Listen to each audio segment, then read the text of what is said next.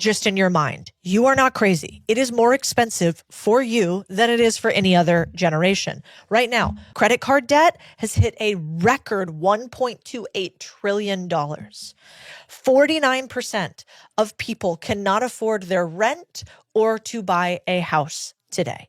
Most of us are sitting here trying to figure it out. When they told us learn to code, that hasn't turned out well. Meanwhile, electricians are making like $100 an hour, and we went and got these grad degrees that have, on average, $76,000 in student debt. And oh, by the way, they're non-forgivable, meaning that debt will follow you around for the rest of your life.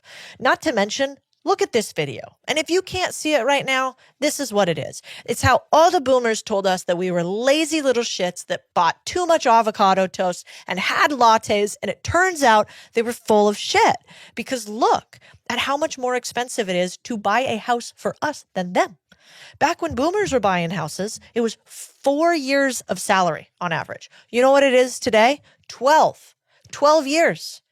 I don't know how much avocado toast you eat, but I don't think that's sufficient. And I was thinking about that today because we're sitting here this week and I'm not a geopolitical expert. I have no idea if we should have gone to war with this country or that country. What I do know is that we said, hey, government, we can't pay rent. We can't buy homes. Remember, 49% of us can't. And government said, best we can do, bomb Iran. What the fuck?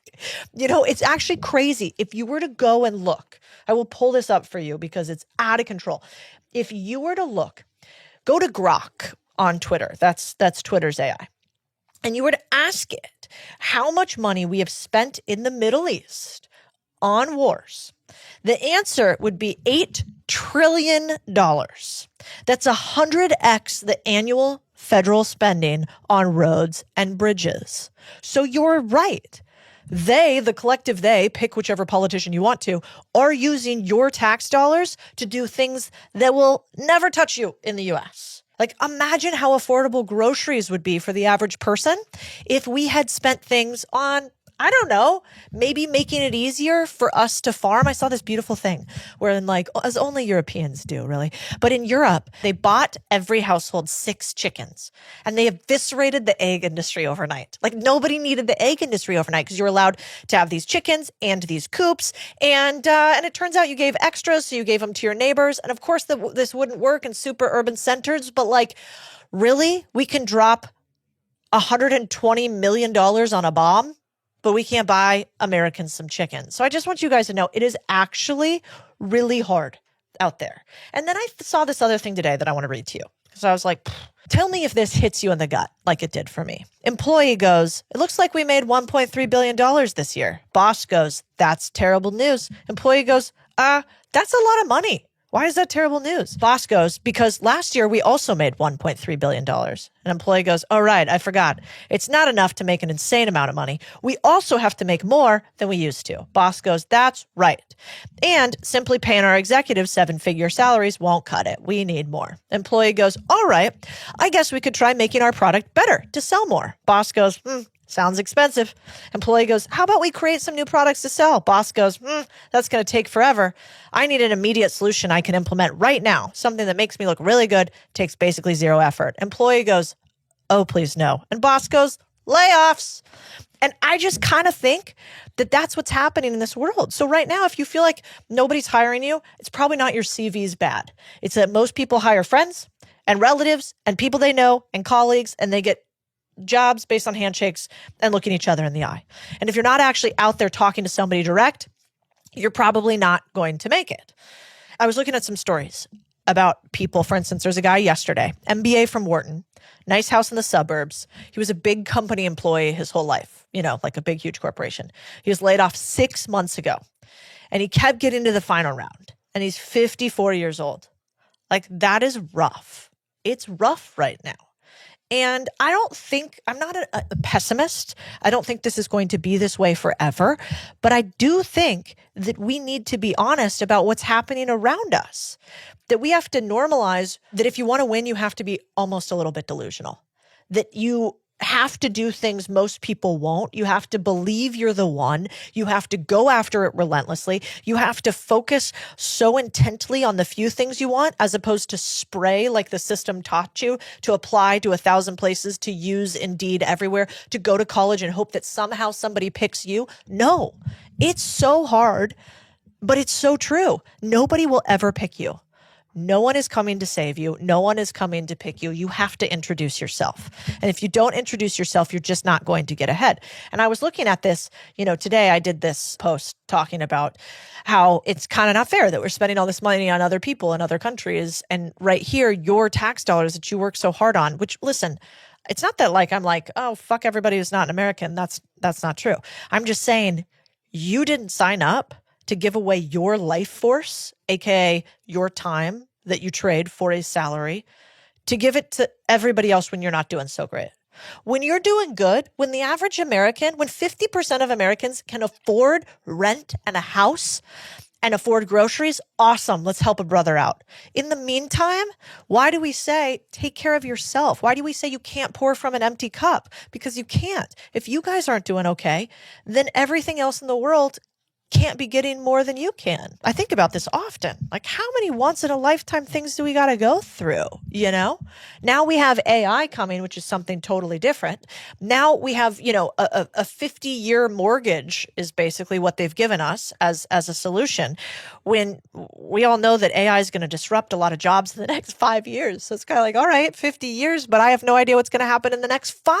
I don't know if you've noticed it, but I certainly have. I travel all over the country a lot right now. And I've sort of seen it in grocery stores and airports and people walking down the street and government buildings. Everybody looks a little drained, right? Everybody looks a little worn out. And I think that is a warning sign of how hard it has been in many ways for many people. And I just want you to know, I think there's 3 answers to this only. And the first answer is that you can never quit. That once you figure out what you want out of life, the secret is just keep going until you figure it out, because usually the thing you want is right on the other side of the time that you quit, gave up, stopped too early. And I know this sounds like hustle porn. Like, Cody, nobody can afford houses, just don't quit. I'm sorry, there's not a better answer than that. The first and best answer is prove that you are a person that doesn't quit, because those are the type of people that get hired, that get money from investors, that get more opportunity, that things get attracted to them. That's just it, period, end of story. Like, if you go into an interview and you don't say to them, I am the type of person that is so relentless that if you don't hire me for this job, I'm going to keep bothering you. Like, I am meant to come do this thing. Like, I need you to have an unreasonable amount of belief in yourself. Not that you can achieve anything. You don't even have to go that far, but that you're a dog on a bone. You're that pit bull that grabs and locks on and won't let go. And every single successful person I've ever met has that. They are just a dog on a bone, unapologetic for the fact that they will not quit. They will not let up. And that has to be you. And the second thing that I've realized is you have to lock in this year. You're going to have more distractions than you've ever had in your entire life. And you're going to have to figure out 1 or 2 things you can focus on per day, where at the end of that day, you feel like you made it. Almost every morning I call my president, Mark, and I have a shit ton of activities and he has a shit ton of activities. And I go, hey, okay, here's what I'm working on. But if I get these 2 things done today was a win. How about you? And he goes, yeah, these are my 2. We're like people with really big jobs, but we know every day there are the crucial 2. And we kind of kill anything that isn't that, because the world will try to take your attention. And it can seem rude. People come up to me sometimes. They're like, hey, can I talk to you about this? I'm like, not right now. No, actually, Or they'll say, hey, can I do this? Can I have your phone? And I go, no, not right now. I'm working on something else. It is that relentless, because maybe in the past, when everything wasn't so crazy, you could just get by being a personality guy. You could be like, that guy's nice. So it just he just nices his way through stuff. That could be enough, but I don't think it's enough anymore. You're going to actually have to kill distractions. You're going to actually have to set boundaries, and not fake. With all due respect, I am also a millennial, not fake millennial boundaries. I don't work or answer my email after 5. Good fucking luck. Good luck. I mean, I love disconnecting. I'm I tell pretty much everybody on my team always, unless we have something going on, I go, I work all weekend. You can ignore me. If I really need something from you, I'll text you. But like, you can ignore me in Slack on the weekends. Like, just ignore me. You can ignore me usually after work, but you should probably check it. And like, listen, I'm going to get raised for this on the internet, but it's just true. You're going to have to lock in, work incredibly hard, set boundaries, but important ones that allow you to focus on the things that work. You know what's crazy? According to the Federal Reserve, nearly 40% of Americans wouldn't be able to cover a $400 emergency expense without borrowing or selling something. So when you worry about why making it feels impossible in the US right now, you're not being dramatic. You're actually being honest. Wages haven't kept pace with costs. Attention's fractured. And the old playbook, work hard, get ahead, feels slower every year. So here's what's changed. Leverage now lives online. And the people building real momentum, they aren't chasing virality. They're building owned audiences. This is why this episode is sponsored by Beehive. Beehive is the all-in-one platform to publish, grow, and monetize your newsletter. It's built for operators, founders, people who already have ideas but are tired of renting their audience from platforms that can throttle reach overnight. With Beehive, you don't just send emails. You build an asset. You get built-in growth tools like referrals and recommendations. You get monetization from day one through their ad network, boosts, or paid subscriptions. You get analytics that actually tell you what's working all in one place. In a moment where stability feels fragile, ownership matters more than ever. If it feels harder to make it, stop trying to win somebody else's game. Build something you can control. Go to beehive.com and use code CODIE30 for 30% off your first 3 months. Because the new American dream isn't a job title. It is an audience. That's BEEHIIV. I think questions are increasingly more important than answers. Now we have the answer machine at our fingertips, right? AI in many ways. But it's like the right way you ask questions over time. And most people have maybe a 3-to-1 talk to listen ratio. My mom always said, God gave you 2 ears so you could listen more than you talk. I never listened to her about that, but that's what she said. But most people actually don't ask enough questions. And I think that is going to be the key today. What should I really work on? What matters? Where is my curiosity driving? Because do you think you're going to be able to win if you're like a kind of curious person? I mean, maybe this is the last one. Like, if I will take a confident executor with a sprinkle of delusion over almost anybody else. The entire game is almost all confidence. I love that little clip from Marty Supreme where she's like, what if you fail? And he says, I don't even allow that kind of thought to enter my reality. Let me ask you something. Do you make money at this little table tennis thing? Not yet. How do you live? Well, I live with the confidence if I believe in myself, the money will follow. And what do you plan to do if this whole dream of yours doesn't work out? That doesn't even enter my consciousness. The idea of failing is not a part of my reality. I don't allow it to enter my consciousness. And I think that's kind of necessary.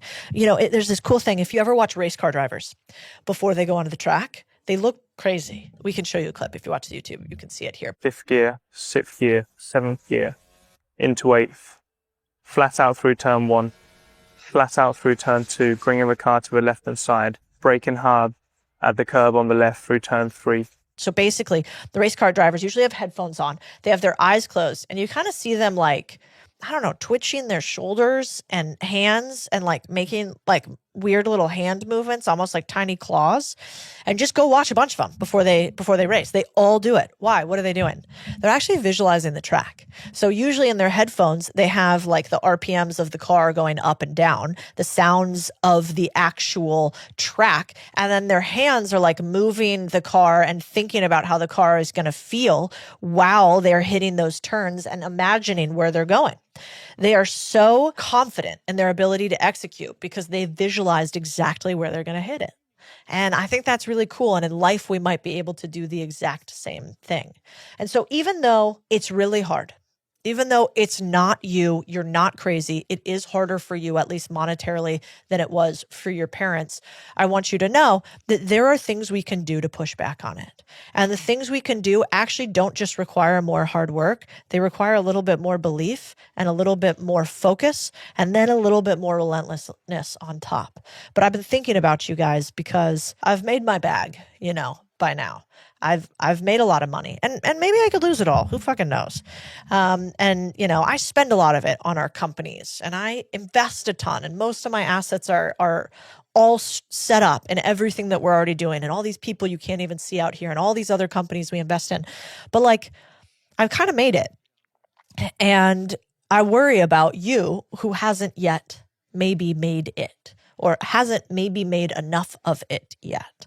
And so I hope you feel that like you're a really big deal to me. Everything that we do is for you. And I'll push back as often as possible on the big guys who say that it's fine for the many to sacrifice for the few. I mean, I saw a tweet that just about sent me apoplectic because my husband is a former Navy SEAL. We have lost friends in war.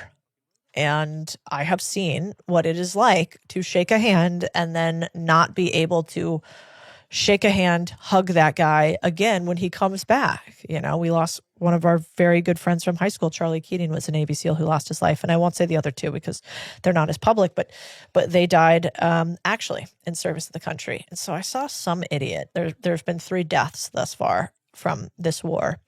And somebody said, like, I just want you to know, like, your sacrifices are worth it. And I just wanted to be like, who the fuck are you? Did you send your kids? Have you saddled up? You know, is your husband or wife on their way to go do that? Who are you in finance talking about their sacrifice is worth it for you?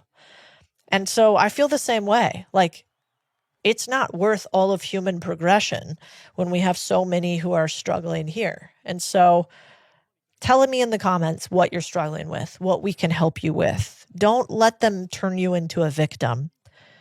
Believe that you're more capable because you probably are than you think.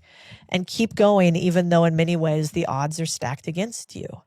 The last thing I'll end with is like, I truly believe, you guys, that if you use this time, these next 2 years, to buckle down and focus and build using the tools at hand, you can still unlock generational wealth for you and your families. It is here.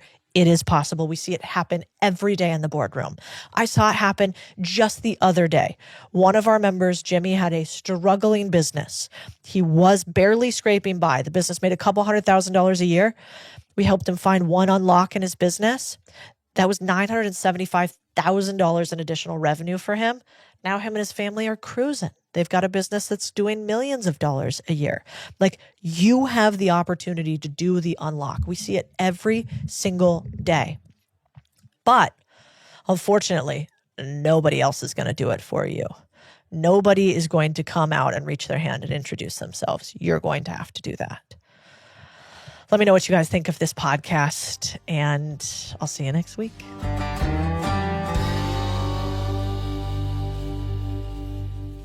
I was really bothered with what was being produced in entertainment and food. What the is going on? No one is fixing it, and I was like, I'll fix it. The content game it is the most competitive game there is. And you are competing for the highest and most expensive commodity that we have in this day and age, which is people's attention. The number one lesson that I learned, you can become great at anything if you are willing to perform the relentless amount of repetition that it requires to become great at it. The 2 hours of sleep every night, that was not by accident. I didn't accidentally hustle my ass off. I love this podcast because I love talking to friends about how they made their millions and helping business owners solve their problems. It's fulfilling. I love sharing all the secrets. But when I can't meet in person, there's only one tool I use. It's called Riverside. Riverside ensures I can talk to someone anywhere in the world, recorded in 4K, so the quality of the video matches the quality of the humans you're listening to. Riverside records separate audio and video tracks so we can easily cut out those awkward interruptions that are my least favorite part of interviews. They have in-platform editing software based off a 99% accurate AI transcription. And if that's not simple enough, they take AI one step further for their show notes. It summarizes your entire content into an SEO optimized description, and chapters all automatic, saves me a ton of money. So you can use Riverside for podcast interviews, panel discussions, presentations, webinars, more. And best of all, it's simple. Try Riverside for yourself with link in the description. Use code CODY for an exclusive discount. I get a deal, you get a deal.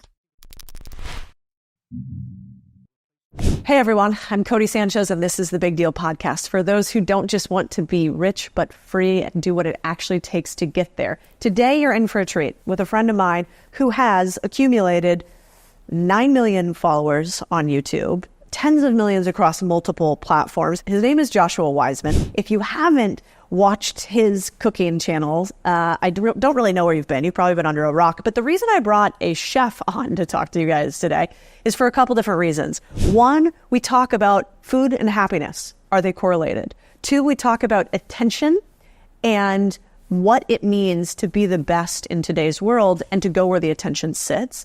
And the third thing we do is we talk about the differentiation that one can have if one decides to pursue this beautiful thing, which is giving another the gift of sustenance, one of the few things that we need to continue on a go-forward basis. We also go over the deal of the week. If you're not subscribed on YouTube, you should definitely go over there right now because you get to see the inside scoop of a studio that he built out for $500,000 that is so sweet that has racked up way more than 500,000 views.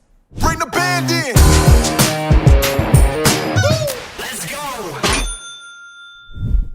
Joshua Wiseman, so excited for you to be here. I want to talk about the fact that you have, tens of millions of followers cumulative across multiple social platforms. And we're going to talk about food. We're going to talk about health. We're going to talk about nurturing people. But I kind of want to start with something else. When you have tens of millions of people following you, you get a unique perspective into the human psyche. Ooh, yeah. Do you think that people are happier today than when you were first creating YouTube videos, 9 years ago when you started? Probably not. I don't know why exactly. I think that there could be socioeconomic pressures right now. So much has changed in a 5-year or maybe 3 to 5 year time span with COVID and just weird, wacky shit happening that's never happened before in society. Like a used car is now $20,000 over MSRP, even though it has 40,000 miles on it, and inflation, and everything's more expensive, and then a pandemic, and then after the pandemic, I guess it's fine, but is it fine? And everyone's so confused. After society's gone through all these weird filters, it's just kind of shredded them down to the bone, almost, I feel like. And so happiness level seems to be significantly lower, or the way that they deal with their feelings has definitely changed. It's like the age of the hater in a way, right? But that's okay. I also think it'll go away. I think it's a phase. But if you scroll on Instagram, you're probably going to find a negative comment 80% of the time. And 20% of the time, you'll find a positive one at the top. Totally. So basically, one of the interesting things I think for all of us is there's a bunch of data that shows that social media in many ways makes us less happy. Yeah. I think your videos do a beautiful job of a little bit the opposite of that. Even if I don't want to do the cooking, I like watching yours because it's funny, it's fun, it's ephemeral, it's engaging all your senses. Plus, there's no calories. Yeah. So I just get to watch it. I wish I could add smell to one of the senses to engage. That'd be crazy. Your phone was poofing out I think that'd be a problem. Smell, no, because then I'd be hungry. Yeah. It's enough to just look at it. And then I funnel that into my Uber Eats thing, and then you're paying me. This is a business podcast. Yeah. So this is exactly where we're going. Exactly. That's what I'm thinking. When it comes to your content in particular, one of the reasons I wanted to have you on is because you have unique ways that you think about food. For instance, I read this quote from you. I just want them to feel something from food. I want to make something that makes them think a little deeper about it. Even someone who's not into food, Cody, knowing that somebody spent 3 months developing what's on the plate, that it took 72 hours to get all the different components of it prepared, and that you're going to eat it in 30 seconds. That's crazy. And in my words, also beautiful. How do you think about food? Yeah, it's a great point. When you look at art, for example, and I think food is art, and it is the culinary arts, so just so everybody knows. When you look at other forms of art though, and that can be a painting, it could be music, it could be, honestly, it could be cars. If you're into cars, automobiles or motorsport, right? People look at these things that that you spent endless and endless amounts of time creating, different manufacturers or, art directors, or whoever came in to make it possible, and all these different people and moving parts, and then they solidify it into this official final thing. And maybe there's multiple drafts. Maybe there's 100 drafts, 1,000 drafts. Nobody knows. And not to mention all of the failed drafts that led to the understanding to get to that product. And then it's solidified and crystallized in times in some form or another, right? With music, it would be a song, and it's there forever. With a book, it'd be a book, and it's there forever. With a painting, it's there forever. The irony about food is that same level of attention to detail, care, passion, stress, practice, craftsmanship goes into it, but it is made to be instantaneously destroyed and shit out, literally. Right? Like the weirdest form of art I can think of, just because its sole purpose is to be destroyed. And so it's kind of this hypocritical, weird, silly thing that for some reason people in food choose to do.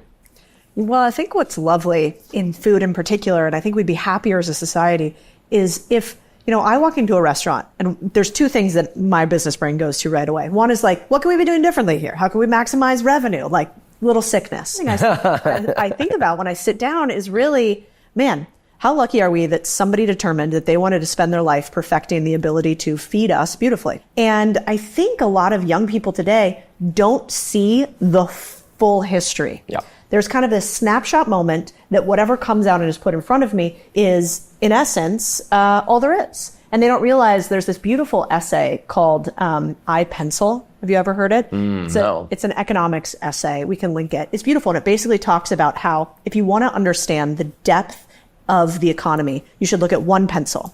And because the pencil, basically, they explain all the complexities that go into it, from like the lead that has to be created to the wood that has to be chopped down from a rainforest. And it goes all the way through it to the pencil finally getting in your hands. Oh, yeah. And so it basically talks about this interconnectedness of humanity. And I think about that a lot with food, that there's this beautiful ability at the end of the day for somebody else to decide they want to serve me. And wow, like, aren't we kind of lucky to have that? Totally. And maybe if we saw that more often, we'd realize there was magic all around. But what's interesting is a lot of people actually have the opposite reaction to restaurants these days. I mean, if you think about movies, chefs are really intense and working in restaurants is super hard. And and in business, restaurants don't stay in business.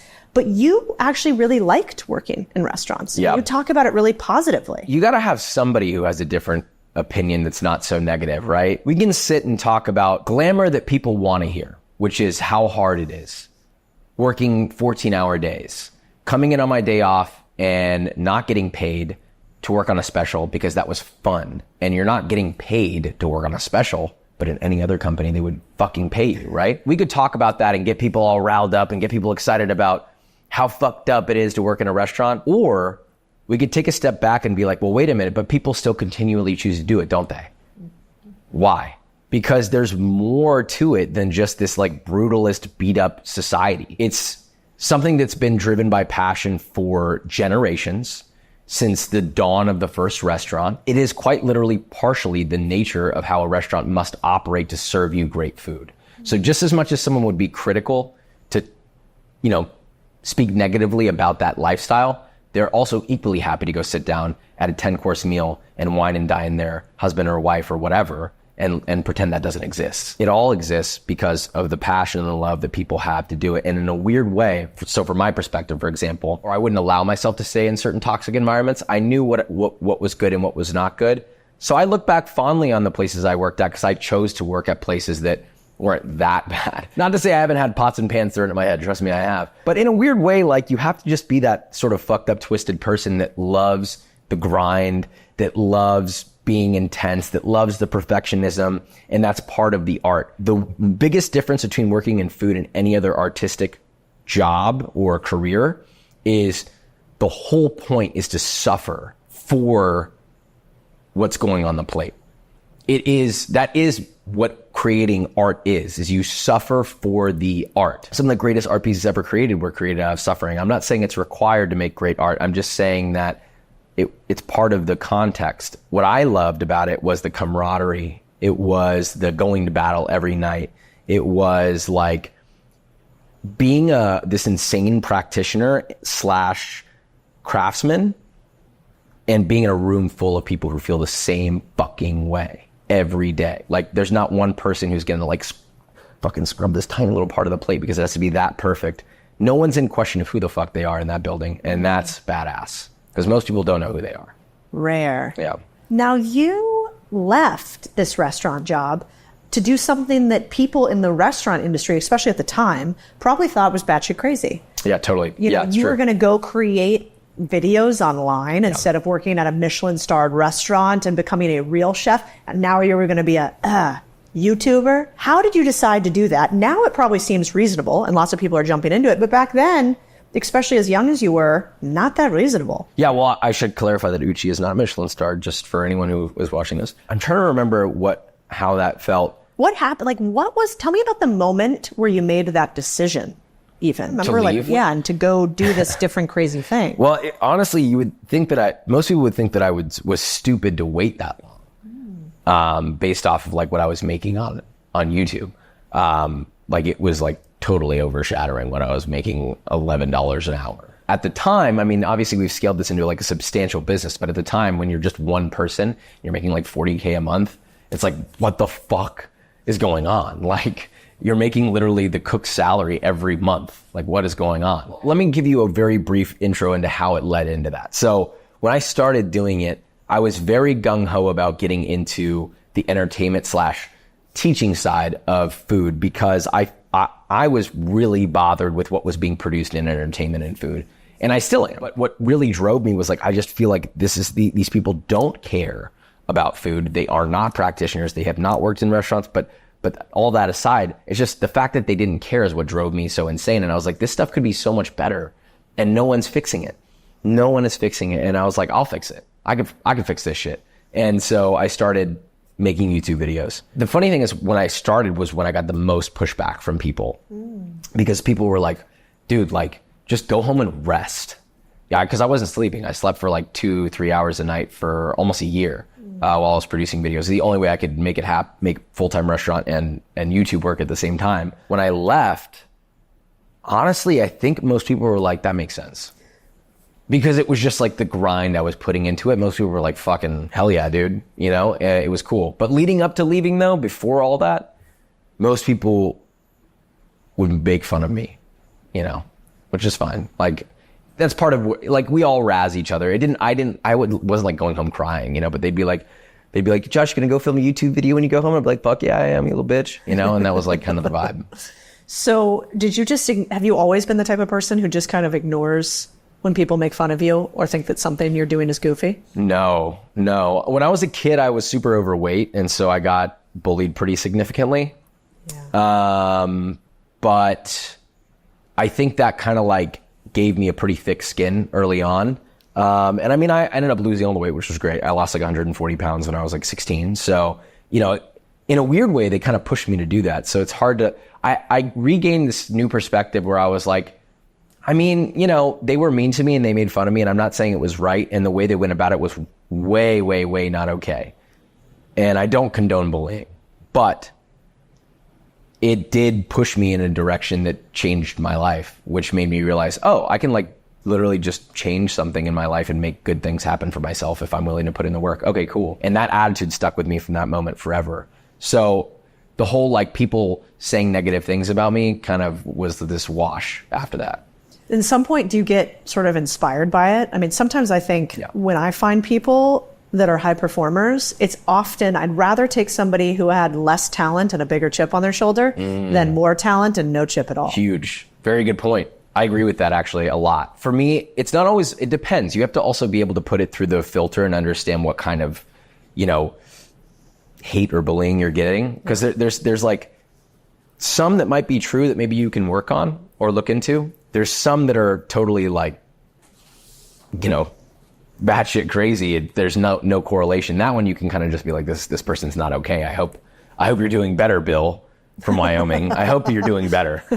Like, Bill, take the kids out, you know, something. Touch some grass. Yeah, touch some grass, bro. Like drink kombucha. You know, I've heard that like the mind-gut connection now.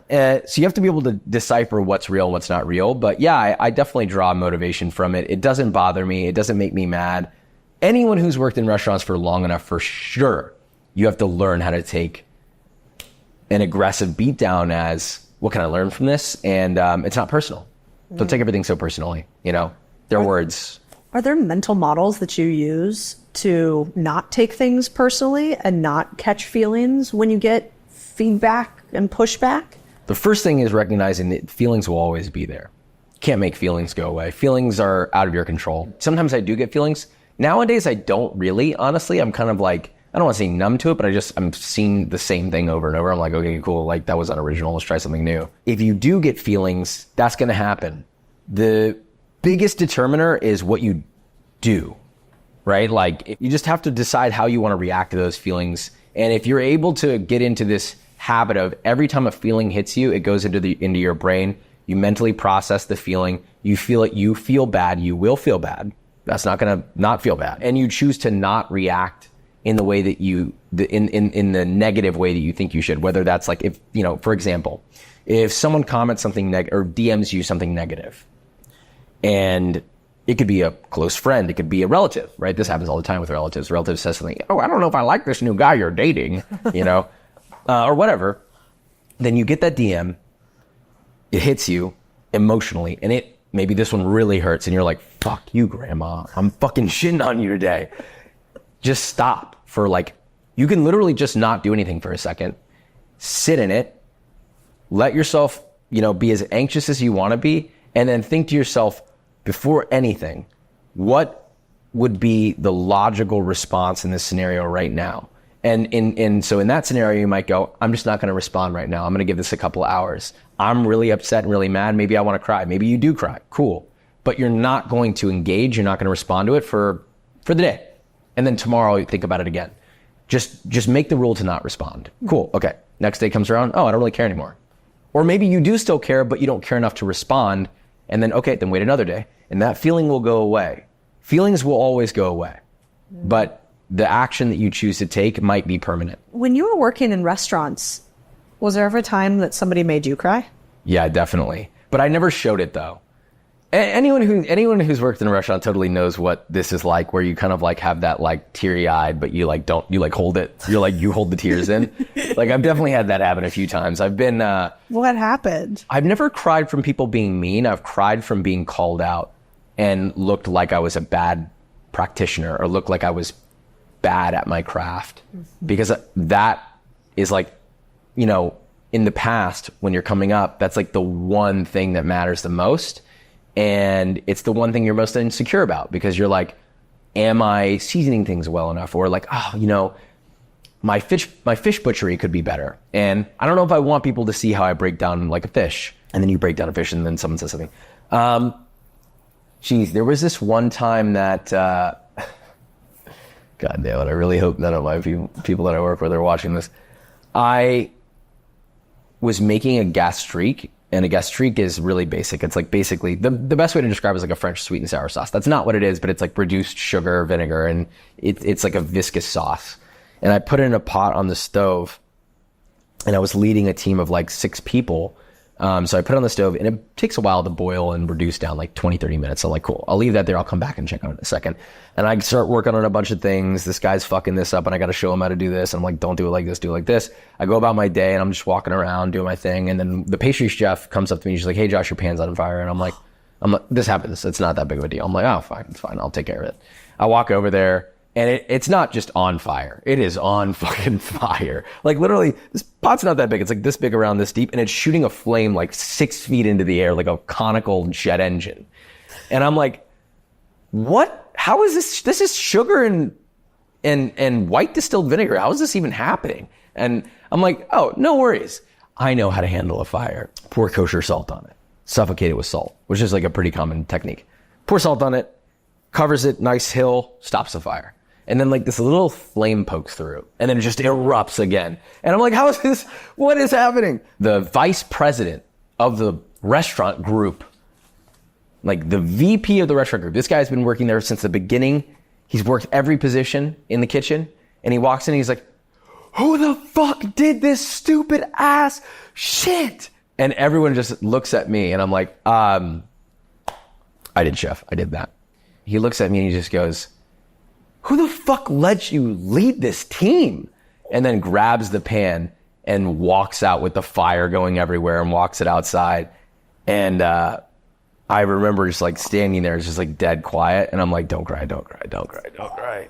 He was right to be that mad. It was pretty bad. It could have like burned down the whole kitchen, you know, so it was pretty bad. And then I went out there and like, he was super chill. He was like, hey, look, I'm sorry. Like, he was actually really cool about it afterwards. But yeah, I almost cried. I feel that one for you. Yeah. Well, I always used to think that like finance was the worst, that investment banking, we were mean to each other. And then I've had now a bunch of friends that are chefs, and you guys take it to a different level.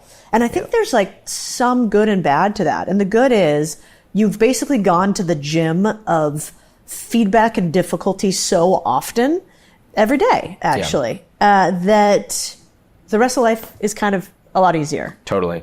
There's also discipline too. You can hide discipline, but in a restaurant, you cannot hide discipline, because if you are undisciplined, it visually shows, and you will eventually get kicked out of that kitchen if you decide to, tread that water like that for too long. It seems to me when I look at like historically the industry of food, you had chefs, and you had chefs who were great, regionally or even in their individual cities. And then you got kind of these like superstar chefs, which was TV-based superstar chefs.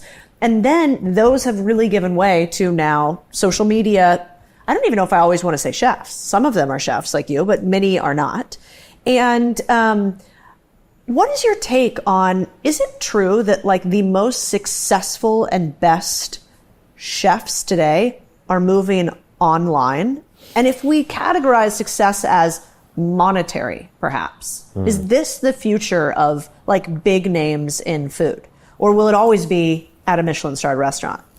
Well, I think big names depends on what you mean by big names. First, to categorize that, if you work in restaurants, a big name in food is going to always be somebody that no one has ever heard of unless you work in that, right? It's sort of like, I guess, maybe in business, right? Yeah. Everyone knows like the Warren Buffett. Oh, what about Warren Buffett? But like, I'm sure there's tons of business people that, that you love or aspire to or have drawn energy from, that you might say that I have no idea who they are, right? But to you, they're like a fucking superstar. Yep. And that exists in food. So if we were to take that out of the equation, I guess the best way we could look at it is like television versus the internet, which back in the day was always like the Martha Stewarts, the Ina Gartens, the Gordon Ramsays, the, people that I looked up to when I was a kid. Like Gordon Ramsay was like, I've always said he's been my North Star since I was a kid. I got into restaurants because of him and Anthony Bourdain. Those two people were like literally the two people where I was like, and this is coming from a place where I already wanted to work in food. The internet, I don't know. It's like kind of everything now, right? If you're going to own a business, you should be on the internet. Yep. If you're going to have a restaurant, what are you doing not being on social media? Like it's not even a question for anybody. Now, in terms of fame, popularity, or I don't know, growing an audience, or who is the next Gordon Ramsay? Me. Where is the attention? It is not on TV as much, nearly, as it is on the internet. There's really only a few places that people put their attention. I would break it up based off of their desired experience. And by that, I mean, people have different modes for different types of consumption now. Before, it was like you either watch television or you go to the movies. Pick one and have a nice day. And you had two options. It was like, oh, I'm going to watch one episode of something that's 20, 30 minutes long, chill, watch that. Maybe you binge and watch a couple episodes if you have it on DVD. Or you can go and spend an hour and a half or 2 hours and make a big event out of it and have dinner and go out with the family and go see a movie. That's dead. Done. It's gone. It's not coming back. It will never come back. Now, I'm not saying you can't like go out and have fun with your friends and watch a movie. I'm just saying that now there's so many other ways to consume. So to me, it seems inevitable that, whatever the previous idea of the biggest name in food being on television, I don't think that exists anymore as much today. But I don't know, it depends. I don't have a crystal ball. It just depends on where the attention is. And to me, it seems quite diffused at the time. And even the biggest heads in television and entertainment are looking at that and going, and they're thinking, kind of scratching their chin, thinking, well, what can we do to, build this out properly? I don't think anyone's going to, die in the process. I do think that there will be like mergers, but it seems to me that the internet is the place that people go to consume food media. Yeah, nowadays. Totally. I was meeting with an A24 executive the other day, and she was telling me that in their conversation with the streaming services, all of them are sort of pondering how to include like streamed first-person POV or user-generated content into their systems. Yeah. It actually is crazy. When she was explaining it to me, I'm like, that is wild that actually Netflix has no optionality for anything like that, because it seems like such a low-hanging fruit for them, and it would be free as opposed to how expensive their cost is. Totally. How else could you compete against YouTube, which costs them $0? It costs you $500,000 to build this location. If they were going to do a Netflix series, they'd have to build it all, but you've already done it, and they could just stream you on the service just like YouTube does. So it'll be interesting to see if that happens. Yeah, totally. Well, let's talk about the monetization of of food online and entertainment. I was looking at a bunch of these online food cookers, chefs, etc. And I was kind of laughing because everybody's got a tagline, right? So you've got like Alleviated, who says like horngry and no, that's who is that? That's is that somebody else? Oh, who is that? My husband's gonna be so upset that I can't remember this. Yeah, Susie. Alleviated though is the one that flicks off the camera. Yes, Olivia. So it's funny.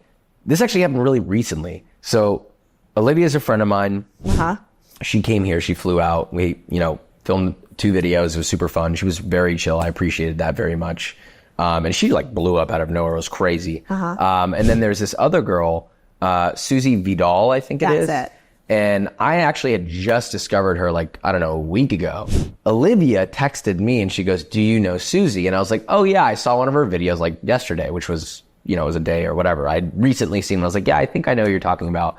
And she was like, dude, Susie has been watching you for like 4 years. Like, we got to get together. So anyway, shout out Susie and Olivia. And I thought it was kind of brilliant because she has this like, instead of only fans, it's only pans. Yeah. And then she, instead of being hungry, she asks if you're horngry. It's like perfect for our generation. It's great. Yeah. And then Olivia has the little flip off. And then you have multiple signature moves from like the eyebrow.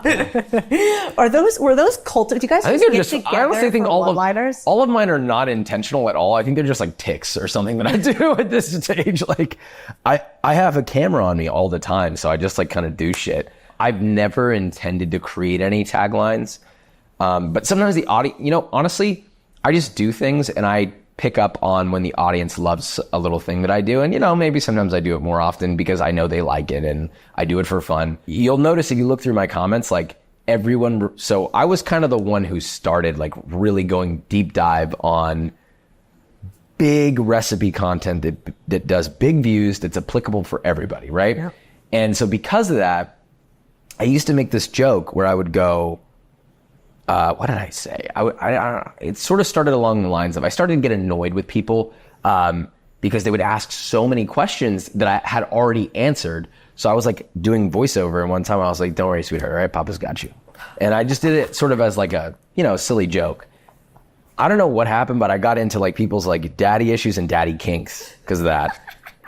But also just people in general, because of like the fact that I'm like teaching and people are kind of looking to me for direction. People refer to me as Papa, like in person and in the comments and in my DMs. Yeah. I'm only calling you Papa from now on. Yeah, it's a real thing. It's a real thing. Like all my comments, like I posted this video, like I've been like dieting for a while. I'm starting to like finally get some physique response. Your guy's too damn good looking. I'm like trying to compete with him in the gym. I like see him doing something. I try to put more weight. You said you guys were working out the other day. Yeah, he's good looking. He's a good looking one.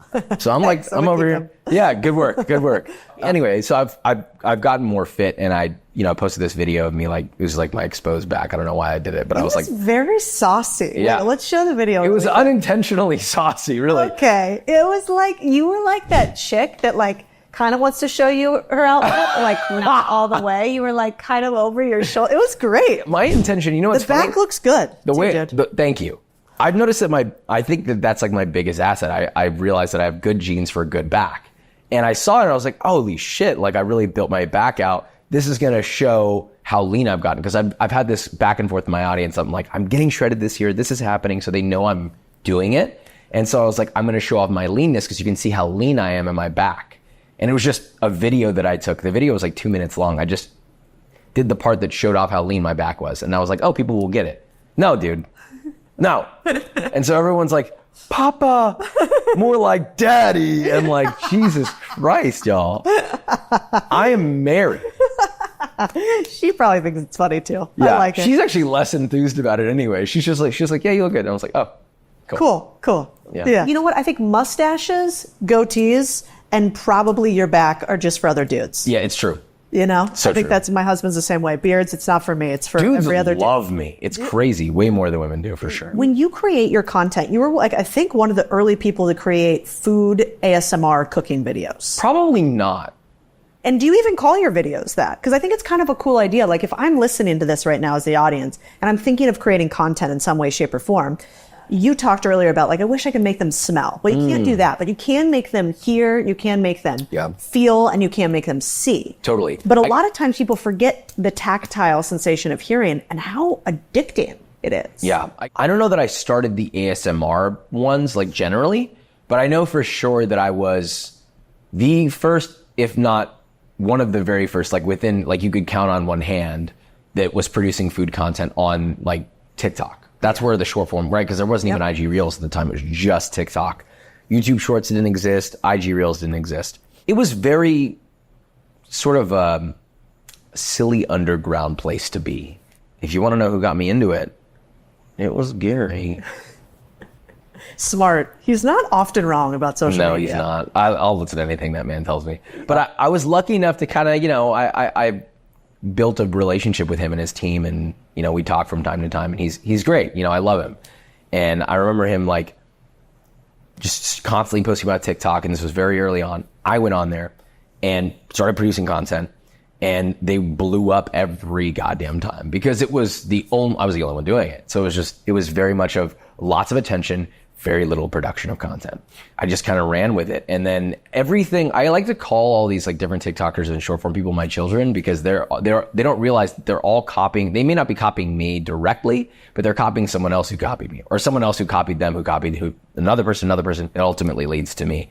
Because the whole quick cut editing style stuff started with that. Like you like slap the bread, throw the butter on, sizzling, lots of like, you know, unfortunately in the beginning I did a lot of sexual innuendos. I noticed that they got pretty good traction. So I did utilize that. Here's a funny story for one that I did. I used to slap my butt, which I really regretted. I really regret doing this. I used to show my ass, not my whole ass. Just a little piece. So what happened was there was one video that this was when I was just me editing. Not a very good editor, by the way. And I was editing a short form or a TikTok video. This is like maybe my 4th or 5th or 6th TikTok video, maybe 10th. And they all did pretty good. I upload the video and it does like 8 million views in like less than an hour. And I'm like, what the fuck is going on with this? This one's going crazy. It's not even that good of a video. I'm actually pissed off that why didn't the pizza one do better than this? You know, it was like it was like a grilled cheese, or I don't even remember. And I accidentally left in about 25% into the video. There's this shot where I meant to cut off the back half of that clip, but I didn't. And it was 5 seconds left in the clip that I didn't cut. And in that 5 seconds, I turned around and bent over to grab something out of the drawer. I guess I cut it. I didn't cut it short enough. So I did cut it, but not short enough. And so it's literally just me turning around and full ass bending over. The only reason I realized that is I went in the comments and they're like, Jesus Christ, he's got 2 yellow onions back there. That's crazy. I started doing that and they went viral every time I did it. And then I stopped doing it because I was like, this is weird.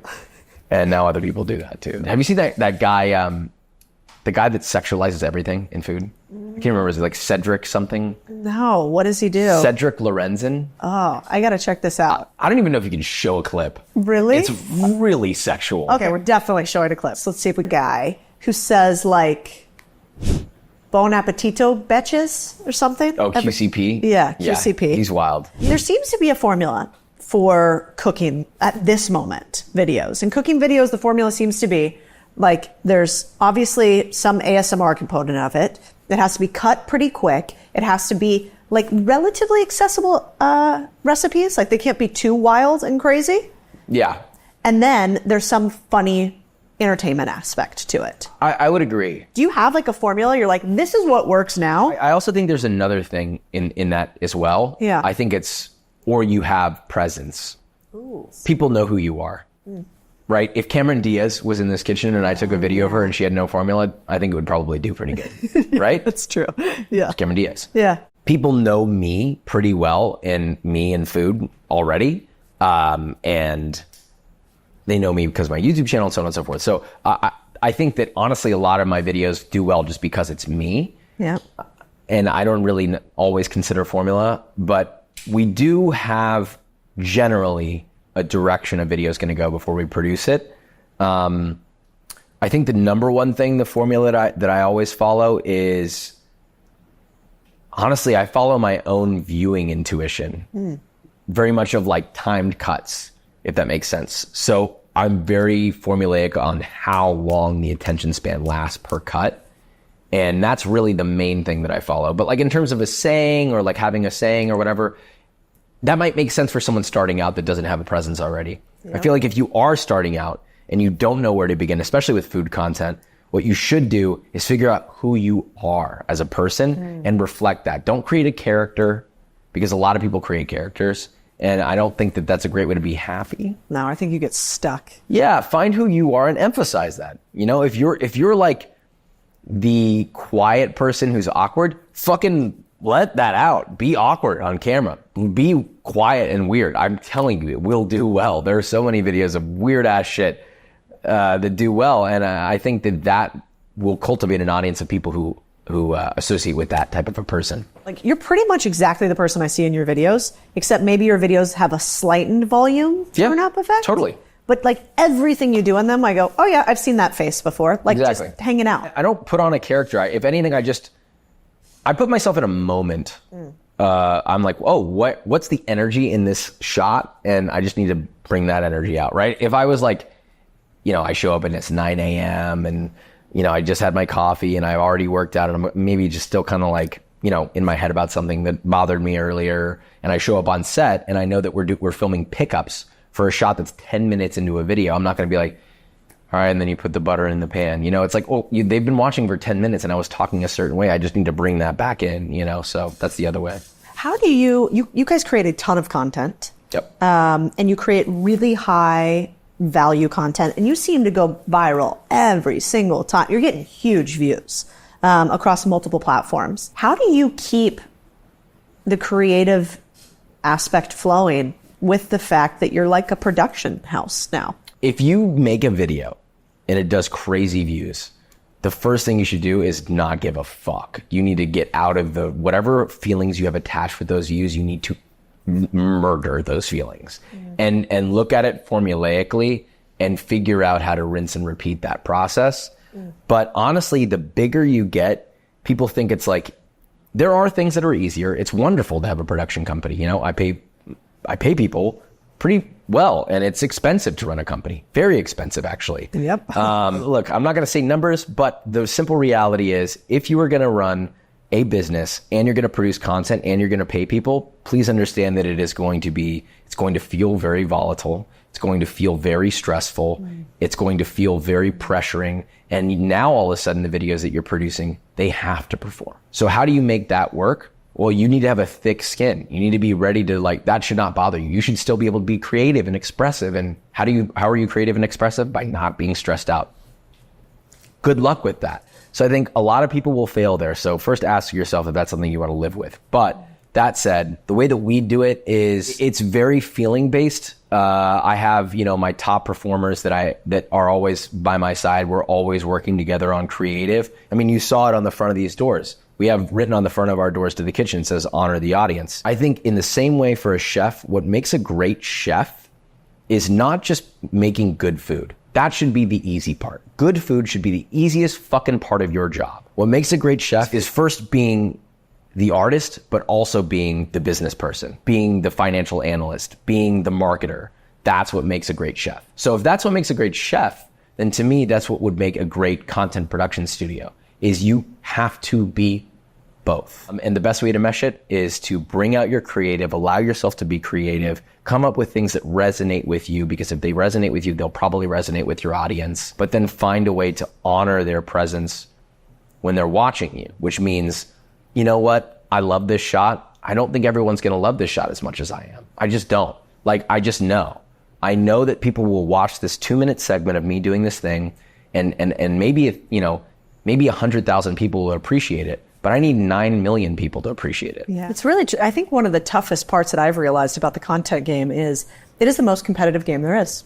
There is zero moat to this game, and you are competing for the highest and most expensive commodity that we have in this day and age, which is people's attention. Yep. It is the only thing that we cannot create more of, and we have infinite optionality for what to do with it. It's true. I mean, you are competing with Donald Trump in the same time that you're competing with the hottest new Star Wars movie in the same time that you're competing with every single TikToker and actually the algorithm of TikTok driving the most viral things out there. And it's free.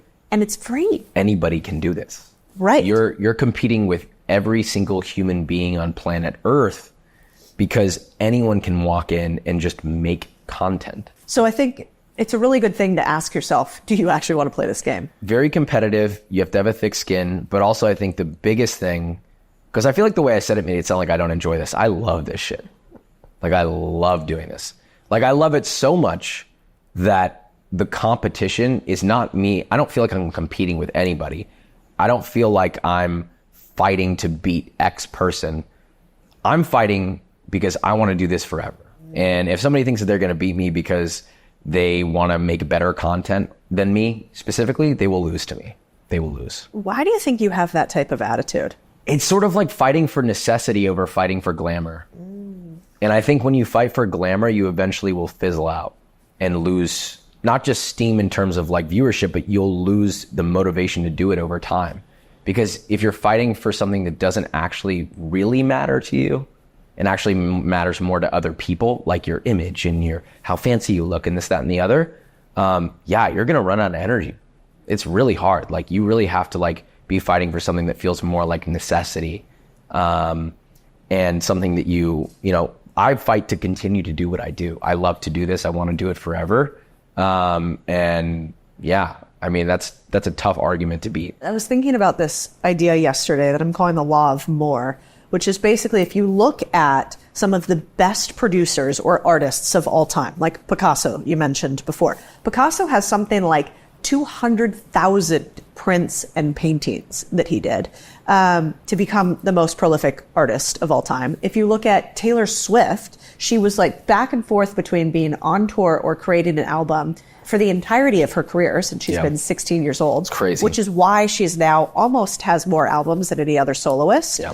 I do think there's some balance between quantity eventually becoming, with relentless focus, quality. Absolutely. How can you create quality without the reps? Like if you want to be great, do a lot. Yes, that is the game. Volume is the game, 100%. Working in restaurants, it's all I really know. I didn't go to college. So a lot of people like to make fun of me sometimes because they're like, oh my God, he always talks about how he works in restaurants. It's all I know. Like, what do you want from me? People talk about when they went to college, they don't get shit on for that. I didn't go to college. I didn't have any formal studies. I went and worked in a brutalist environment and I worked in fucking restaurants.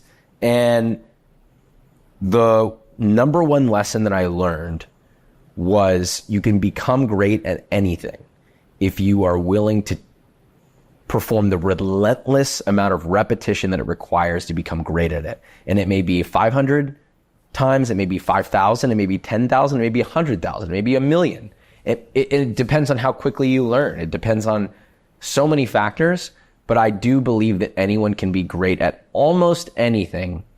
It's just how many reps is it going to take, and are you going to be able to do all those reps? Yeah, it's so true. I've become kind of friends with Tim Grover. Tim wrote a book called Relentless, and I think it's a really good screen. If people love that book, they're going to like working in my companies. If they don't, they're not. So I agree with you there. Now, one thing you did that I think is fascinating that you don't get enough credit for and people don't talk about is the book launch. Like I want to obsess for a second on how to launch a best-selling book in a way that is not ads, that is not, even at the time you had a big audience, not the biggest audience, but you sold hundreds of thousands of copies of a cookbook before cookbooks were like mainstream everywhere. Talk to me about how you did that. How do you get 3,000 people to line up to wait to see you for a cookbook signing? Yeah, that was wild. And also for reference for the cookbook signings, any of my audience watching, we're working on creating a better method. Okay, we weren't expecting that many people to show up. We didn't do any paid advertising. There wasn't like, oh, let's put a billboard up. It was all completely organic push for the book. Funny enough, actually, we did do one ad campaign. We did for free. We were doing this thing with Pinterest. We were working with Pinterest and they gave us free ad space. We used the ad space. You wanna know what's funny? Less than 1% of our sales came from that. Wow. And the amount of ad space they gave us was $200,000 worth of ad space. Less than 1% of my sales came from that. What was the difference? Authenticity, I think. Yeah, but it's way more tactical than that. You were systematic as a motherfucker when you were inserting your book. Like, I went back and looked through a bunch of your videos. It's almost like you never marketed because you were in restaurants, but somebody taught you the book. Like, you would be cooking and then you'd be like, yeah, I'm thinking about chicken legs. Ooh, like on page 57 in my cookbook. Yeah. Talk about that insertion project. It became tactical because I care so much about the viewer's experience. So much so that I modified my marketing perspective to whatever I do, if I'm going to promote my book, it will be in a way that is entertaining and not just totally boring and disruptive from the content that they chose to,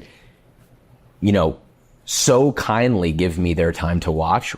The last thing I want to do is deter them with a shitty promo. What would that be? A shitty promo would be like you with the book, like, look, I'm trying to hit the New York Times bestseller list. Yeah, like people say you should be direct with the audience and say like, oh, my cookbook is out. I mean, I did say that, and I did have some promos like that. Like I did, right? But if every promo is like, my book is out, go and get it. Like, that's not meaningful. Like it feels very much like, give me your money, motherfucker. And I just don't, I'm not like that. And certainly it's frowned upon from the world that I come from. Always be reserved. Don't, ask for too much. And so I was just trying to avoid being like that. And I think that's how we formulated the whole marketing around, if we're going to have you buy something, we're going to make it entertaining. And even more than that, we're going to lead up to it with value before we deliver that. We're not just going to go, book's out. Okay, now let's get to the value. It's like, no, value. By the way, silly fun thing, goo goo gaga, I'm going to wipe my butt with my book, which I did. Not literally, but I made it look like that. I launched my book by wiping my ass with a page of it. I tore a page of my book out.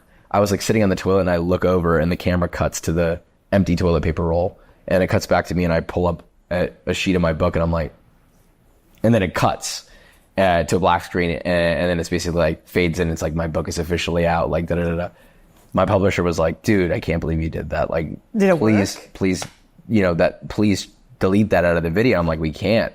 Yeah, we sold like 60,000 copies that day. It was crazy. So it's basically like giving a little bit more love and juice to the idea of even trying to get your audience to sell something or to buy something. Yeah. Honor the audience would be, I mean, sometimes when I'm talking to my team, I think, one, you should never write a love letter to whom it may concern, right? That makes no sense. And yet most marketing is not named towards you, is not written like you would write a text to a buddy, and is not actually going to get somebody to pick up and do something. Yeah. It's written like a corporate speak that makes you want to gouge your eyes out. Yeah. And so instead, yours is kind of the opposite.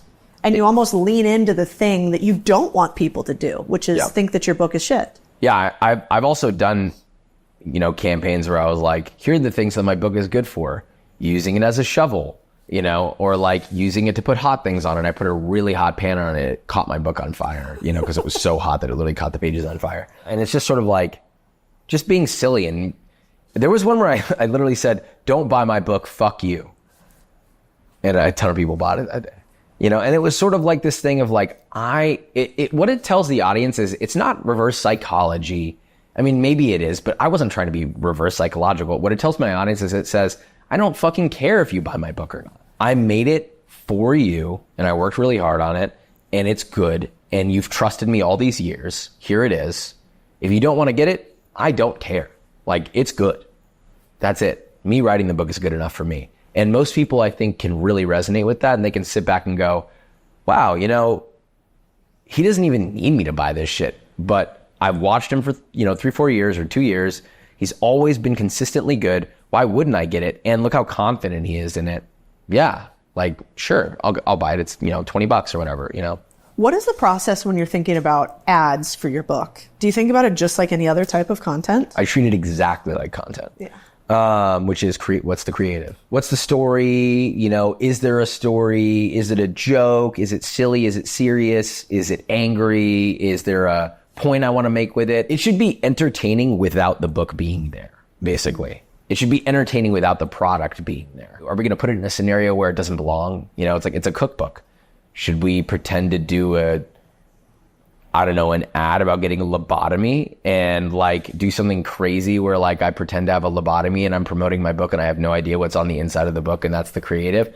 It's like, if it is just fun to watch, that's enough for me, you know? And you can never guess how many people will follow through with it until it gets to them, right? So at least if you entertain them, it's better than nothing. I think I want to tap really quickly into, so we've talked about how to sell books. We've talked about how to build a content empire. We haven't talked a ton about how your like goals have changed over the course of, you were 21 when you first started. Is that right? Man, was I? Holy fuck. You're 28 now. How old was I? Jesus, I honestly don't even know. Early 20s? It was probably 5 years ago I officially left. So yeah, so 5 years ago. 5 years ago. So 5 years ago, you leave the restaurant and you probably just want to replace your salary, right? You're like, I just want to, well, you had already by then. I just want to make more money than I do at this other place. And I want to be my own boss. And I want to grow online. To now, you know, I have a best-selling book. Oh, wait, I have 2 best-selling books. Oh, wait, I'm one of the biggest YouTubers out there on cooking. What is next, and how has your goal changed as you've climbed your varying mountains? You know, it's funny, it actually hasn't changed. I would say most people get into this nowadays by accident, right? They're like, oh, I made this video and it went viral one day and then I kept... No, motherfucker, that's not what happened here. Like the 2 hours of sleep every night, that was not by accident. I didn't accidentally, you know, hustle my ass off. It was very much of like when I started, I knew exactly what I wanted to build. And that vision of what that is, that like thing that I see in the distance is still there. I look at it every day. And I have been looking at it for probably the past, I don't know, decade of my life, or maybe even longer, because, you know, I started cooking when I was 5 and I've cooked almost every single day all the way up till today. And so I've done the fucking 100 million hour rule, you know, whatever that is. When I was 11, this is the differentiator here. When I was 11 or 12 is when I saw Gordon and I was like, I want to make something like that. I think I can do something like that. And he was a big inspiration for me. And that created a goal in my brain then. And so every decision I've ever made has always been this North Star that I'm looking at, which is to build what I'm building now, but much bigger, with varying different things. And, you know, I don't want to like give the whole thing away. But like, you know, that big goal has never changed. I think the only thing that has changed is the way I approach things. I'm much less emotional about things. I approach things much more analytically. You know, all the sorts of things that you go through when you build a business is like, you get beat up a bunch and then you kind of like learn how to regulate your emotions. You almost run out of money. You almost get sued. Yeah, 100%. Yeah. You almost get sued. Totally. That's happened.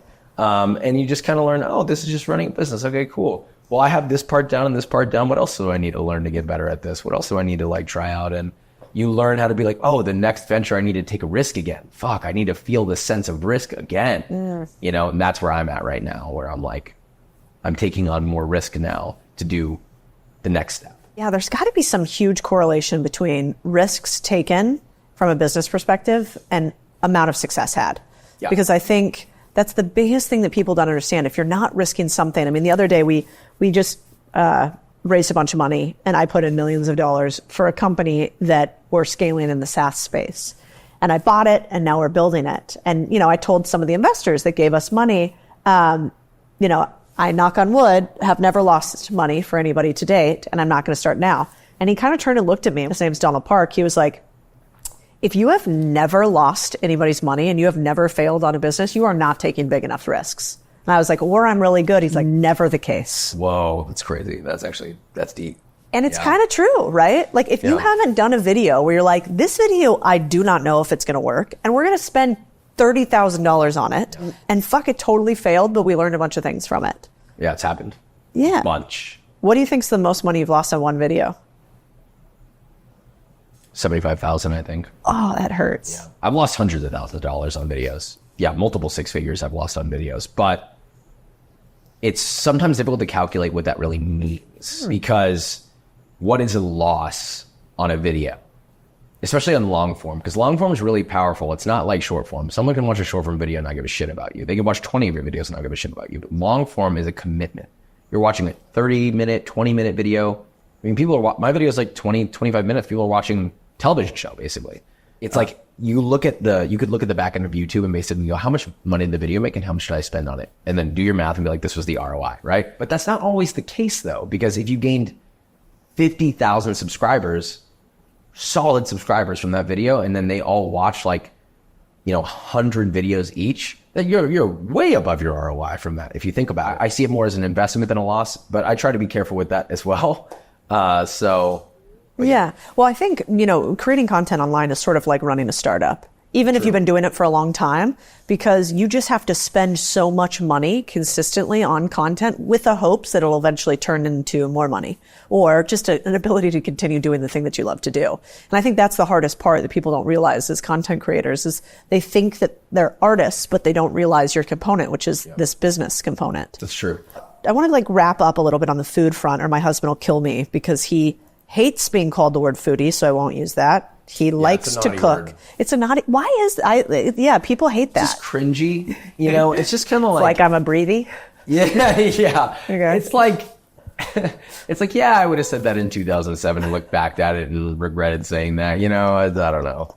I've heard, for instance, that some chefs like cooking for themselves, but not for others, or like cooking for others, but not themselves. But there's a big chasm between the two. Oh, wow. I've actually never thought of that before. So which one are you? I don't like cooking for myself as much as I like cooking for others. Interesting. Yeah, by far. I'll spend days on a dish, and by the time I'm done, I'm like, God damn, I don't want to eat this shit. Yeah, somebody else eat it. Interesting. I've been looking at it for days. I do not want to eat this. I'll have a little spoonful and I'm good. Yeah. But I'm excited to serve it to people. So that's the nurturing aspect that you talked about. Maybe it is. Yeah, maybe it is. Or it's like me being like, I know the best experience of this and I want you to experience it and enjoy it the same way that I do. And I'm going to create a situation where you can. I was reading some studies the other day on women today, and more than 60% of women today have never had a man cook for them below 35, which I thought was fascinating. That makes sense. And I was wondering, one, what's your take on that? And two, do you think it's like an unfair advantage as a man to be able to cook and to like cooking for another? It shouldn't be an unfair advantage. It seems like such a basic thing. We're the only animals on the planet that cook our food before we eat it. Why does everyone not know how to cook? That's like a evolutionary enigma. That's incredible. It's literally in our DNA. Yeah, it is an advantage. Totally. It was my advantage. I'll tell you that. It's definitely my advantage for a long time. Okay, my wife knows. It was definitely my advantage. And it was my advantage with her too, by the way. Do you teach a lot of young men how to cook? Like, do you see them in the comments learning from you and implementing it? My audience on YouTube is over 75% men. That's great. Isn't that crazy? And my husband, yeah. He's it's just rewatching it like a creep. So if you're new, I know this is like a 101 level, but say you're a dude, because most of our content is dudes watching it. Say you're a dude and you want to impress a chick, but you suck at cooking.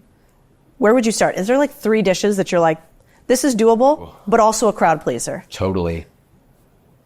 Before you even start, you need to research and understand the person you are cooking for. Yeah. Do not assume. Don't think that you're the big shot that's going to make the big fancy dinner. Just shut the fuck up and listen and figure out what kind of a woman they are. What if they're vegan and you don't know? You break up with them immediately. First you have a very, very important conversation. Just kidding. Yeah, more important than anything. You do pretty.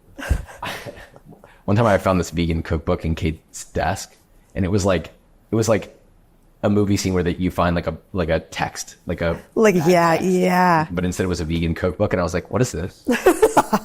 And she's like, oh, it's like a vegan cookbook. And I'm like,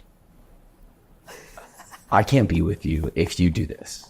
I literally have a meat dryer? A dry ager. Yeah. I have a dry ager. Yeah, if you don't like the smell of 42 dry aged ribeye come fresh out the fridge, being sliced into a 2.5-inch thick steak, it's going to be cooked perfectly to 135 degrees Fahrenheit, internal, medium rare, and topped with an au poivre brandy sauce. You fuck.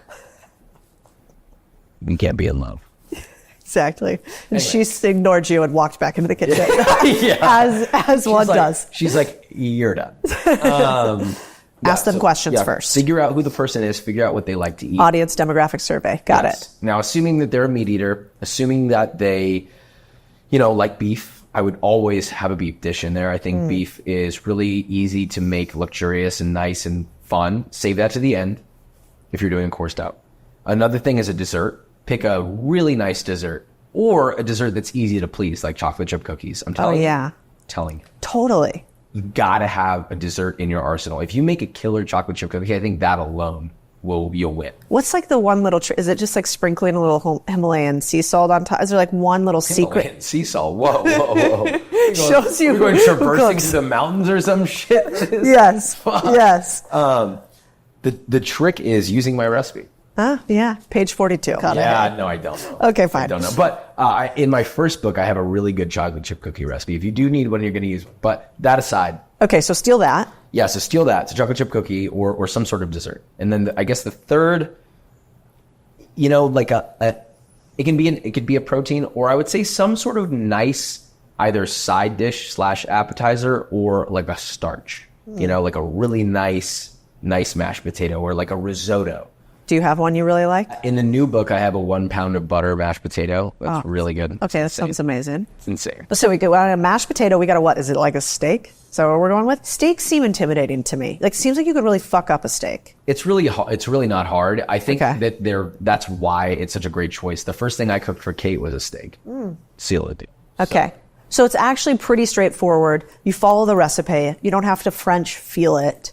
And a steak is doable for most humans. Okay. Yeah, and I think just honestly, there are so few men that cook, I think, for their ladies in their life, or the ladies they wish were in their life, that just cooking, you're already so far ahead. I only think you're gaining maybe a 10 to 20% additional advantage by getting really crazy with it. That's true. But I think if you go too crazy, like most women will be like, oh, are you a chef? Like, that's cool. Then it becomes this like career thing. Just make a good steak and potatoes and call it a day, Yeah. Make a great steak, like an incredible steak with a really nice sauce and like a mashed potato and like maybe some roasted broccolini with a little lemony sauce on it, and just call it a day. If you're the one making it, you're like miles ahead of everybody else. And it's super simple. Yeah. Plus pair it with like a nice French wine. Yes, know your Cheaper, by the way, than most California wines. Yep. And if you're in California or you're in New York and got one of those fancy girls, make sure it's an orange wine, okay? Okay. I think we've just solved incelibacy in the U.S. for young men. Like food probably solves that problem. And I think it's the same thing for young women, because these days, like, there's this, kind of girl boss femme movement. But Chris, my husband, who loves to cook, will tell me that like one of the nicest things I can do for him is just take care of his stomach. And so I like, as much as food seems simple and obvious and genetic, like if we need to get back to this idea of loving one another a little bit more, of being slightly happier, I think a lot of it starts with our stomachs. Totally. And so I think it's a beautiful movement you have, which is why I wanted to talk to you, because, we're really big on this idea of community and ownership in this country. And where does most community happen? Around the dinner table. And yet we have lost it. We have, like, most families now spend more time in front of the TV than they do in meals together, by far. Phones now. 100%. And, we believe that this ability to Uber Eats our way and DoorDash our way to everything, which is beautiful, and there is a place for that, and I use it plenty, is just as good as sitting down with our loved ones and actually cooking something for them. And I just don't think that's true. And so I think this is a really important movement. Totally. I mean, simple reality is when people think of cooking, and this is coming from the millions of messages, DMs, comments that I've read, is people only look at one thing when they think of cooking. They look at the inefficiency of it. They look at the fact that they're going to have to clean up afterwards. They only look at every single negative aspect of it, so much so that they don't even think about, is there even a benefit? Because the answer is yes, but they cannot look past this wall, which isn't a wall at all. It's this fake veil that's in front of them. And it's like, are you serious? Like, you go through life, you pay your taxes, you go through devastation, emotional devastation, you deal with the hardship of family, you deal with the hardship of just life in general. You don't want to like fucking clean a few pots and pans because you're afraid of having to take the time to fucking clean them, but you'll spend 2 hours on TikTok. Like, let's be real for a second and maybe just try it and see if there was a benefit. And I would say more times than not, the benefit comes in many forms, which is what you learn from cooking, I think, can be applied to life. I think there's a lot to be learned about patience. There's a lot to be learned about focusing on one thing for 30 minutes or an hour. Giving all of your attention and effort to Brussels sprout, as silly as it sounds, there is a level of release there that you won't get anywhere else, because there's nothing left in society today where you will give that much attention to something so seemingly insignificant. It's beautifully said. You know, I think the best part of my day every day almost is Chris and I have a rule where we do not come home and eat separately. We always eat dinner together if we're home. And it's become a ritual. You know, we like have this little candle that we light. We always do a cheers, and the cheers isn't allowed to be repeated. So like every night we have to kind of come up with something that we think is special and worthy of cheersing at the end of the day. And then we cook, and we don't get that fancy with it. You know, he has your cookbooks, so we copy some of your homework. Love it. But the thing that I look forward to is it's an opportunity to really pair with your other human. Totally. And it doesn't even have to be your partner, but whether that's friends or family, I truly think that there's some movement back to traditionalism in the US, and we're starting to see it. You know, you and I both have friends that we could name and know who are in the massive productivity above all else bucket. And let me tell you what, happiness is not the thing that they chase. And often like that joyfulness in life is missing because they are in the pursuit of what society tells us is important, which is, you know, money and more. Taking a little step back and feeding another human because it is a necessity to life is really, really beautiful. Yeah. People are very black and white though. You can still be, you know, a hyper efficiency focused person. The irony is restaurants are all about efficiency, which is kind of silly, but you could still be that person that's all about, I mean, I'm not saying unhappy, but that's all about growth and everything, you know, make the numbers go up, make more money, make a bigger business, do things to the highest of high. But like, it doesn't mean that you have to eliminate and annihilate all forms of things that could be technically not moving that dial. Because I guarantee you do things in your day, every day, no matter who you are, I don't care who you are, that are not moving the dial like you think it is. Mm-hmm. They're just not. It's going to be okay if you take an hour and a half or 2 hours to make a meal even once a month. It's going to be okay. Like whatever you want to do in life, you're probably going to be okay. The other thing people are obsessed with these days is being fit and food being a function, not an art form in many ways. And, you know, you've had this fascinating balance of losing hundreds of pounds, simultaneously making recipes that are not quote unquote healthy and sampling them and trying them. Can you be both somebody who loves food and experiences it and fit and healthy? Totally. 100%. And how? It's very hard. But I mean, I guess we have to redefine what healthy means also, right? Like, is healthy having six pack, or is healthy, you know, being a healthier weight, whatever, blah, blah, blah. But I guess if we're really going to trim this down to what people really care about, it's like, how do I not be fat? Is like kind of the question, right? That's what people really care about. They don't give a fuck about being healthy. They would be more than happy to die at 68 with a six pack. Dude, that's actually exactly right. I think that's why people hate Brian Johnson. They're like, don't live forever, who cares? But I want to look hot and fuckable. Yeah, I would love to live longer. I don't know when I'm going to die, but I sure as fuck don't want to ruin my quality of life just so that I can live 3 years longer. Whoop-de-fucking do. I mean the goddamn steak. What I will say is the way you can balance it is, you know, you don't need to eat crazy every day. I mean, I think some intentionality behind your eating is probably good. Right now I'm like on a more extreme diet because I have like a goal that I want to hit just for the sake of my own fitness journey. It's like, oh, you know, I want to like do like a bodybuilding thing and see where I can go with that and try that out. I like having discipline in my life. But the way I do it is like have days that you know, are going to eat a little bit more under your regime of diet, and have days that are maybe a little more loose. Or if you can find a way to, you know, make that a daily occurrence where it's like, cool, for breakfast, I'm not going to go too crazy today. I think I'm just going to have, I don't know, I don't eat breakfast. I was going to say, you don't like breakfast. That's like your least favorite meal, right? I don't really eat breakfast that much. That's so bizarre, but I'll let it go. I don't know. Let's say like a fried egg on just a piece of toast with a slice of avocado. Really chill, nothing too crazy, not high calorie. I'm just going to eat that and I'm not super hungry, whatever. And then for lunch, maybe you go a little more crazy. Maybe you wanted a burger and fries. Cool, eat your burger and fries. And then chances are you're probably already going to be full for the rest of the day anyway. But it's like, okay, I know what I've eaten today. Using my intuition, I'm going to understand that I probably had a lot of calories. So tonight I'm not starving. I'm just going to have like a chicken breast and some rice and call it a day, you know, and eat vegetables. I mean, you have to find whatever split works for you. Just maybe be mindful about how you're eating, and just, that's one way to do it. Yeah, I think the beautiful part there is like listen, you can be Brian Johnson. You can be Peter Attia. You can be the fittest of the fit and be obsessed with that. Or you can have your glass of red and steak and also be pretty fit. And so I think it's really cool that you're pairing the two together. And I expect on the next cookbook, you have your eyebrow raised and the six-pack on the cover. Is that what we're going for? That's what we're going for. Are you, it's either abs or ass guy. I have crazy glutes. I'm not even joking. It's actually insane. I don't know why. I think it's a genetic thing. Like, I don't have like the biggest, most like, thick biceps, and my traps aren't like some guys have like huge traps, but I have crazy back and crazy glutes. So maybe that'll be on the cookbook. Yeah. It'd be funny if the front of the book was like me sitting or like me standing, and it's like abs, shirtless, and an apron, and I have an apron on. Yeah. And then on the back of the book, it's my bare ass because you can't see because my apron's covering my legs.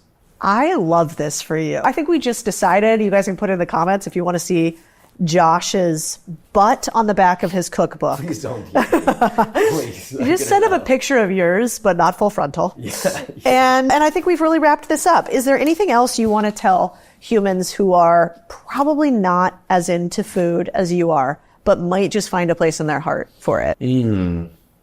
So many things I'd like to say. Well, what's the general vibe of the people watching before I answer? Probably somebody like me, like somebody who doesn't know what a sous vide is, or also the mise en place, or whatever the fuck that side dish. Floss is like the most known term. I'm shocked. That is not. Even my wife knows what that means. Well, your wife is married to a chef. Yeah, but she knew before that. She knew before that. Yeah. I would also like to know in the comments who knows what a mise en place. So they're people like me. So probably, not big chefs, not big cooks, but relatively successful and on the path thinking about success. And I think we want to slow them down a little bit, get them to think about food, or if you have anything you want to say on content too. You can really go wherever you want here. Just seek out one good eating experience. Like, work really hard to seek that out, something really special, and be really intentional about how you do it. And just do it once. And I think the rest will kind of make itself after that. If you choose the right eating experience, I promise you that it'll become more of an internal thought process that grows from there. I don't think anyone needs to go from 0 to 100 and start cooking a sous vide steak and learning what mise en place means or whatever. I don't think that that's what it is. As a matter of fact, my whole goal when I started doing this was never to convince anybody to cook. Ooh. As a matter of fact, I despise when people try to convince anyone to cook. Half the time I tell people to go fuck themselves. But what I did want to do was get people interested and use food as a vehicle to entertain them, because I think that it will improve everyone's quality of life in some shape or form, whether they cook it or they eat it or there's a fun fact about it, because it's inevitability, an important part of our life. And there is a way for everyone to enjoy food at a really high level somewhere. They just don't seek it out. So seek it out. Yeah, I just watched a show called Bottle Shock. Have you ever watched that? Old school movie about wine and the creation of the wine movement in California. And it was like the guy who created the first blind wine tasting. Yeah. And what I liked about it, what I like about thinking about this too, is in today's society, we really think there are like, 2 or 3 ways to determine success. Typically it's like your career, maybe it's your bank account, maybe it's also like your health and familial situation. Are you married? Do you have kids? But when I watch movies like that and I see microcosms like food, I remember that there is an entire group of humans who have decided to have their own definition of success. And in Bottle Shock, it was like, who can create the most incredible wine imaginable with no interest in anything else, almost no interest in money. And I think one of the cool things about what you talk about is the same thing. So that's almost like sport. Who's the best? Yeah. Everyone loves to be the best, So who's the best winemaker? Who's the best chef? Who's the best pastry chef? Who's the best croissant maker in France? Who's the best chocolatier in France? But the funny thing is, food is probably one of the most subjective things of all time. There is no such thing as the best. There's only what's good to you. Who's the best YouTuber in cooking? Joshua Weissman. Nobody. It's definitely a deep thought. I think the only thing I could think of after my statement is just, I feel like a lot of people will be sitting here asking, but why? Like, why? Like, you're telling me to seek this thing out. Like, why should I care? I'm doing just fine. Why? Well, that's fine. I mean, technically you don't have to answer that question, but I will say that, like, everyone in most senses, especially really hardworking people, always feel like there's something missing. And this is something that definitely will add to your life. in a way that you may not have considered that's going to be there anyway. It's one of the only things that's going to be there anyway. You're going to be eating any fucking way. You know, just take an extra hour and go to a nice restaurant or something, you know, or what have you. If there's one thing that I've seen change people's lives across the board, regardless of, you know, the color of their skin, who they are, what job what role they do in their career, whatever they're doing in life, food is easily the one leveling thing that has changed more people's lives than anything else, I think. Oh. Nailed it. You guys want the inside scoop. So my little summary here is that I don't want you to let the jokes fool you with Joshua Weissman. You know, what really stuck with me from this interview in particular is the attention to detail in just about everything that he does. You know that saying, the way you do anything is the way you do everything?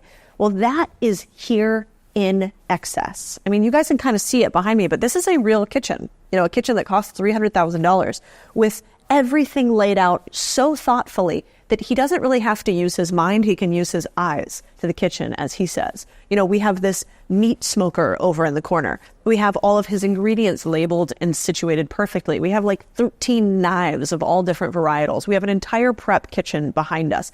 There's this wild iPad thing, if you guys could see it, where you can click the different color settings in order to determine whether you want something to be backlit or warm lighting, or in this case, a little bit of purple, because this was Tanner's guess today. And so I think the biggest takeaway is it's really hard to beat somebody who's relentless and relentlessly focused on details. And when I watch somebody who has mastery, somebody like Joshua, I see that they don't let the little things slide. It doesn't mean that they're maniacal. It means that they are that word relentless, which I think is a beautiful way to describe a human being in pursuit of the thing that they want more than anybody else.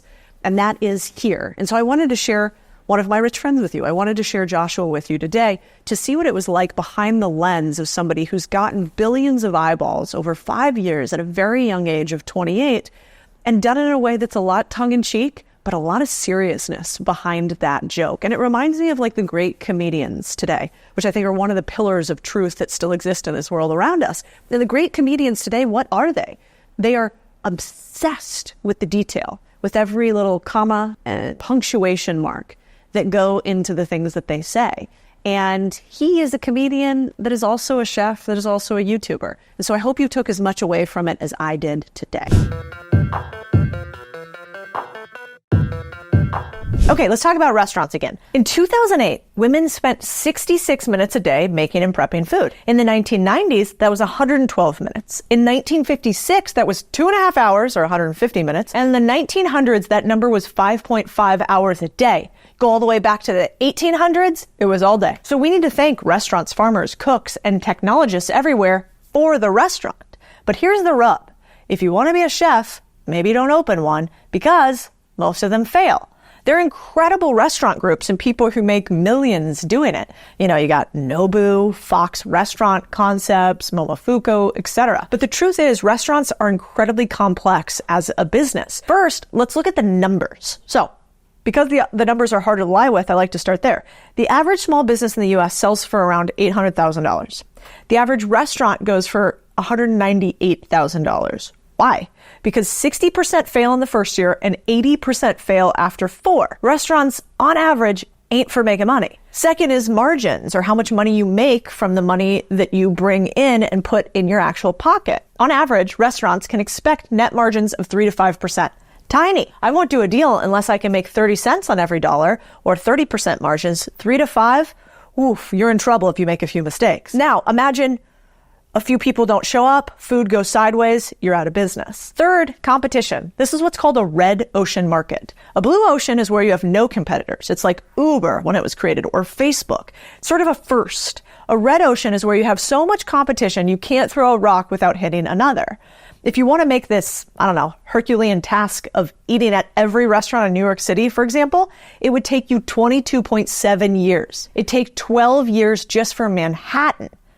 3.5 for Queens. Who even lives out there? The fourth reason I don't like them is procurement. So forecasting demand, storage, waste, theft, managing off-peak hours, pricing, calculating gross profit of each food item. Let's take just spoilage. You not only have to buy up inventory intelligently, but you have to hope that you are so good at guessing if the fickle crowds will eat your 3-day-old shrimp before they go bad. Fifth, they're really expensive. Restaurants to build out cost anywhere from $95,000 to $2 million. And then you got to deal with, I don't know, all of your employees in the back doing dirty deeds. I don't care if you're a foodie or your buds tell you that you should sell that perfect cheeseburger that you make. Don't do it unless they're giving you the startup cash. Restaurants are for humans that simply cannot exist without running one, in my opinion. So go eat there. Go frequent them. But, don't do deals where you eat.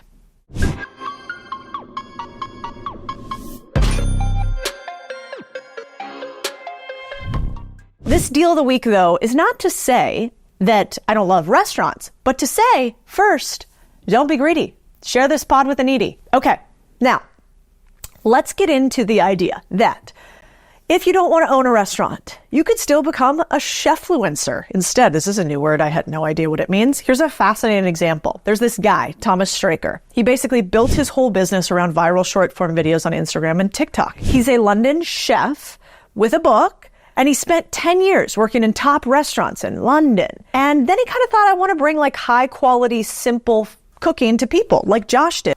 His big rise to fame was the TikTok series, It's All Things Butter. In 2022, he started this little series where he just made butter recipes on camera. In some instances, he didn't even make the butter. He just mixed butter with other things like Marmite. I don't even know what that is. It's probably English. And then combined it with butter and called it Marmite butter. This series got over 10 million views on just individual clips. So in 2023, he raised $500,000, seeded his company, started calling the company All Things Butter, and sold a bunch of flavored butter like garlic and herb. This year, they landed a $2.2 million investment from a private equity firm. So as of this May, All Things Butter sold about 250,000 blocks of butter. Not too shabby at all. My take for you is, let's all cook at home a little bit more together, but maybe skip the restaurant. All right, guys, I hope you liked that episode as much as I liked filming it. It was so cool to see inside of Josh's studio. Hell of a setup, man. My guy is drooling in the background, trying to get me to spend more money so that mine gets set up nice like his is. We don't talk a lot about, food on this channel. That's not really my song and dance. We do talk a lot about community, about owning our communities, and about taking things back to the community. And this episode, I think, is really a nice way to put a little bow on that bad boy. All right, if you haven't subscribed, you know the deal. Hit that subscribe button. Or don't be greedy. Share the podcast with the needy. Thank you guys so much for listening to the Big Deal podcast. You are a big deal to me. See you next week. That I have it, you know that I got it. No need to look all in the bag. Stunting like this because I work so hard. I'm the best. I only speak facts.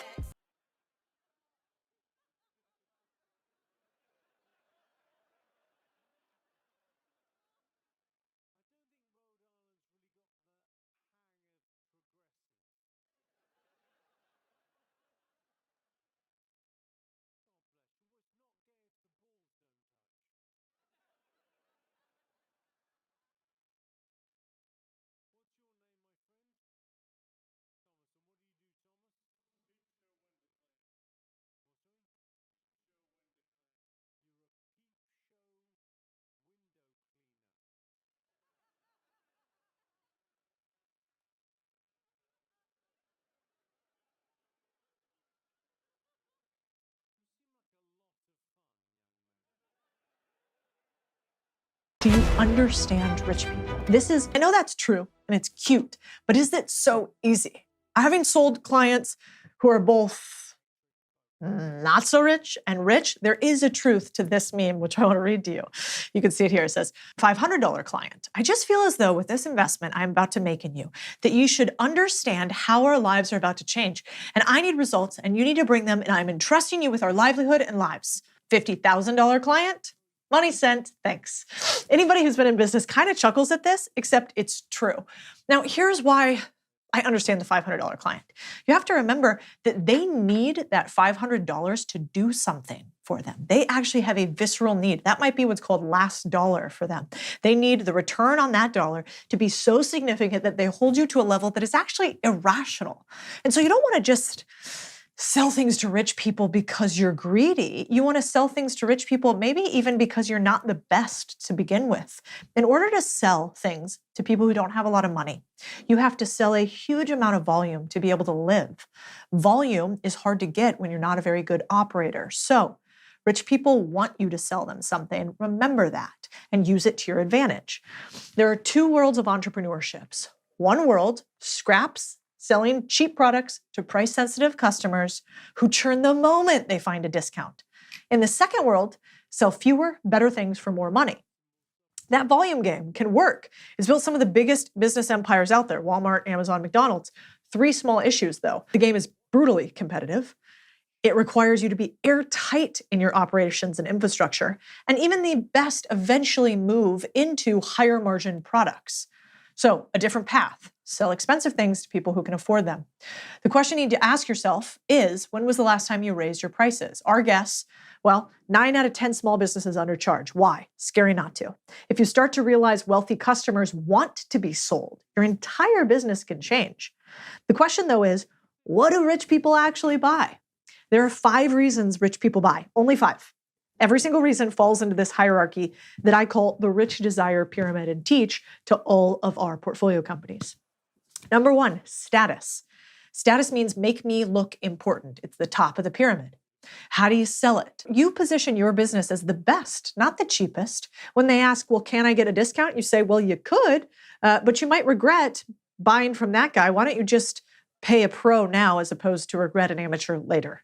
You showcase expertise, exclusivity, and premium service. What are companies that do this really well? Because I always like to imitate, then I iterate, then I innovate. So you might want to imitate some of the marketing of Hermes, limited run purses that are mostly handmade, although I hear there's some confusion about that by China right now, but let's stick with the plot, which is one person makes each item from start to finish. It's special and it's a signal. When you carry a Birkin bag, you are saying something. No one who buys a Birkin bag is trying to ask for discounts. This is a customer that actually wants to pay more for the alligator extra ridiculous thing on top.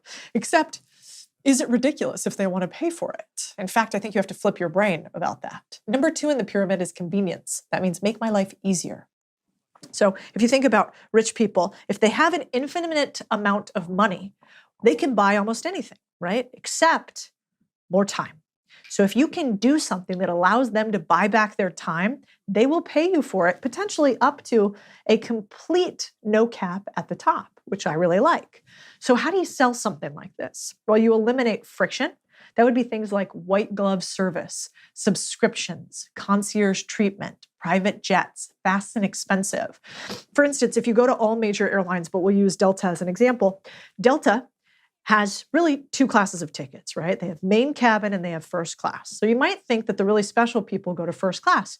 Well, actually, the really special people go to first class and then they get Delta Concierge, which is somewhere between $500 and $1,000 for somebody to get them from the front of the airport, drive them around to the back, let them load up first and privately, and it's for no different experience. No different product is sold there as far as the seat. It is literally just that it increases convenience for them. So that is what you need to think about in your business. If right now you have a landscaping service, why wouldn't you add a white glove offering to the top? What might white glove mean? It might mean, hey, one of our portfolio companies, we said, what about for new homeowners in really expensive suburban neighborhoods? What if you as their landscaping service said, hey, Mr. and Mrs. Homeowner, I know you're new here. We're happy to give you a landscaping quote and to do your landscaping for you. Also, we have a group of 5 other of the top tier service providers in your area. So if you need somebody for cleaning, I can make a recommendation. If you need somebody for window washing, roofing, interior design, we have a Rolodex, and I can literally do a white glove introduction for you to all of those people. And what do you do on that? You actually take an affiliate cut on everybody. So this is not as scalable, but remember, because you have big margins and because you create convenience, you can have a very sexy business doing white glove service of existing services. By the way, if you're building a business right now and you're stuck or you want to break out to the next level, maybe you're not where you want to be today. Believe me, I've been there many, many times. I want you to know I got you. We help thousands of business owners a year figure out how to scale to the next level. One of my favorite mentors said, every level you have, there's just a higher level and a higher devil. And so if you've been in business for a while and you're doing 6, 7, or 8 figures, there's probably one thing standing in the way of your next level. That's why we host growth and scale workshops 4 times a year throughout the year in Austin, in Miami, in San Diego, and you may be a fit to come to one of them. If it sounds interesting to you to get help on how to scale your business to the next level, you can reach out to my team at the link in the show notes. We believe in you builders, but we also believe that it's a lonely road and you can't do it by yourself. Number 3, exclusivity. Let me in, keep others out. That's what they're saying. This is why there are private members clubs. This is why there are golf courses, because rich people want to feel special, good, bad, or otherwise, like them or don't like them. This is something that people want when they have a lot of money to buy. So how do you sell it? Restrict access, invite-only services, VIP tiers. This creates demand. Think about it like, I don't know, have you guys ever heard of Tiger 21? Tiger 21 is a fascinating community. You have to have $20 million in net worth to be in a community that you pay $30,000 for a year, and they validate your income. They will not let you in unless they can validate your income and also your net worth. How fascinating is that? And then you are in a room a couple times a year with only other people that are worth $20 million or above. They don't want any other people in it, so they charge you a premium for only allowing access to other people just like them.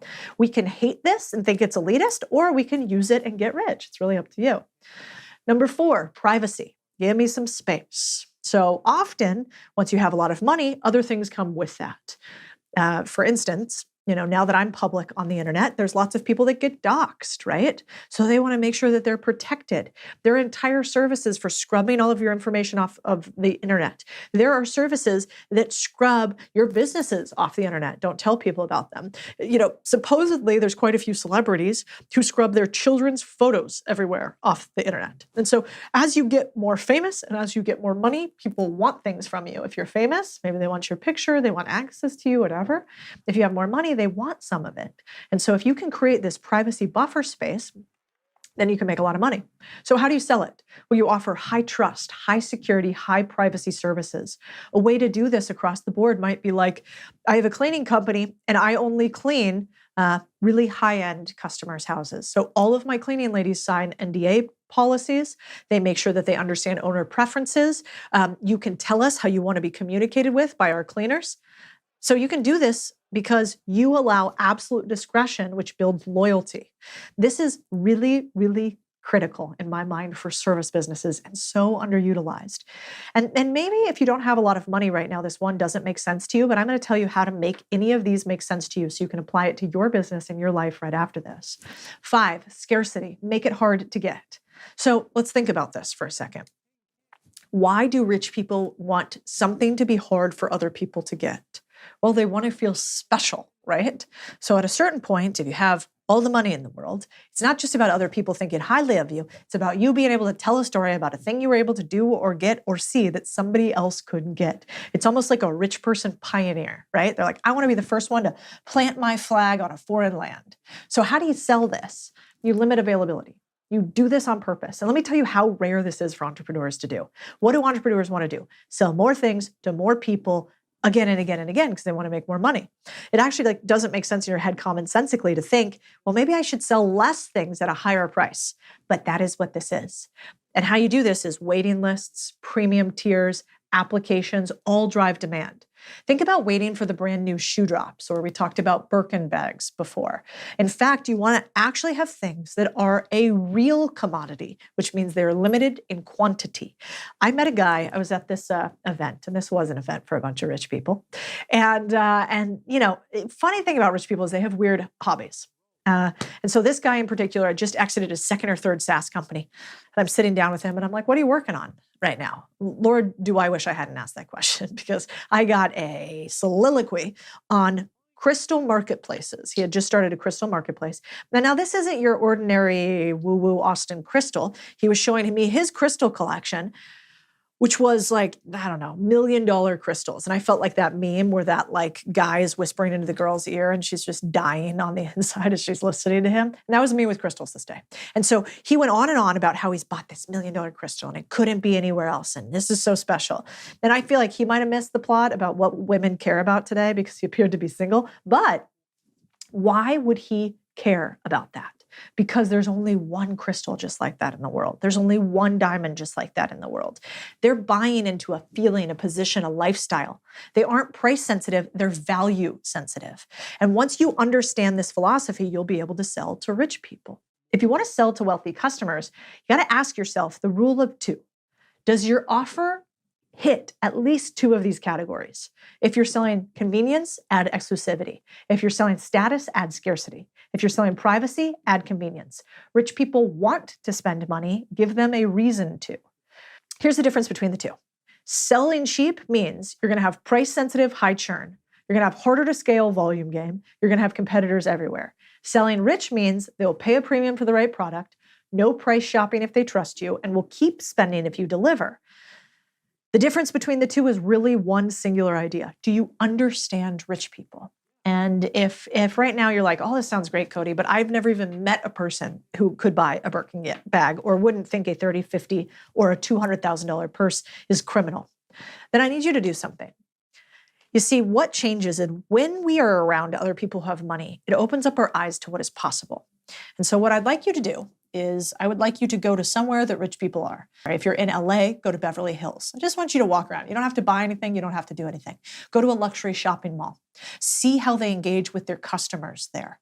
Try to engage with the people who are there and see how they treat you versus other customers. What can you do to change the way that they treat you? If you dress a certain way, will they treat you differently? Go and sit in the lobby of the most expensive hotel you can find. Ritz-Carlton, Four Seasons. Dress how you think is appropriate. You can bring your own food and drink if you want to. Be sneaky about that. But I want you to watch the people coming in and out of the lobby. How do they engage? If you get a chance, sit and chat with them. One of my friends, Jesse Eitzler, when he had no money before he married Sarah Blakely and they became billionaires and he started NetJets and a bunch of big companies, he used to go to the Beverly Hills Hotel in California. And he had no money then, but he would spend the little money that he had buying the cheapest item on the lunch menu in order to sit at lunch in Hollywood and meet as many people as he could. And every single day he would have a goal of engaging with 1 or 2 people there. And then he would see, how do these people engage in life? How do they think about things? How do they build? How do they get opportunities? And he credits those conversations with some of his path to becoming a billionaire. So get around rich people, sell to rich people, you will make more money. See you next week. I believe you are capable of building big, beautiful companies. Hey, I have something special for you for being such a loyal listener because you're here with me all the time. I get asked by a bunch of you, how do I tell if I should buy a business or not? Should you buy a business or not? What price should you buy a business at? How do you structure your deal? I got you, fam. So I'm going to gift you our deal calculator. Every time I look at a deal, I grab the numbers, plug it in here, and see how much money I could make or lose if I did a good or bad deal. So this is my gift to you. And if you're serious about buying a business, we want to help you. You can talk to my team about if you're a fit for our business buying community or curriculum. No matter what, here's your free gift. And if you need a hand to hold, I got you too. Hey crew, this is so cool. The podcast is growing like crazy, and it's only actually because of one thing, you. I don't know if you know this, but the only way the Big Deal Pod grows is when you share it with somebody else. We don't do ads. We don't do pay for play. We don't go on other people's podcasts and talk about it. So if you think there was something helpful here, if we made you money, we made you think about your business or life differently, the most beautiful thing you can do for me is share it. And the most beautiful thing you can do for someone that you care about is to share it with them, help them grow alongside you. So please share the pod. That's how we grow. And also tag me on anything you share. I love resharing other builders across Instagram, Twitter, and all other platforms. Thank you from the bottom of my heart. You're super important to me.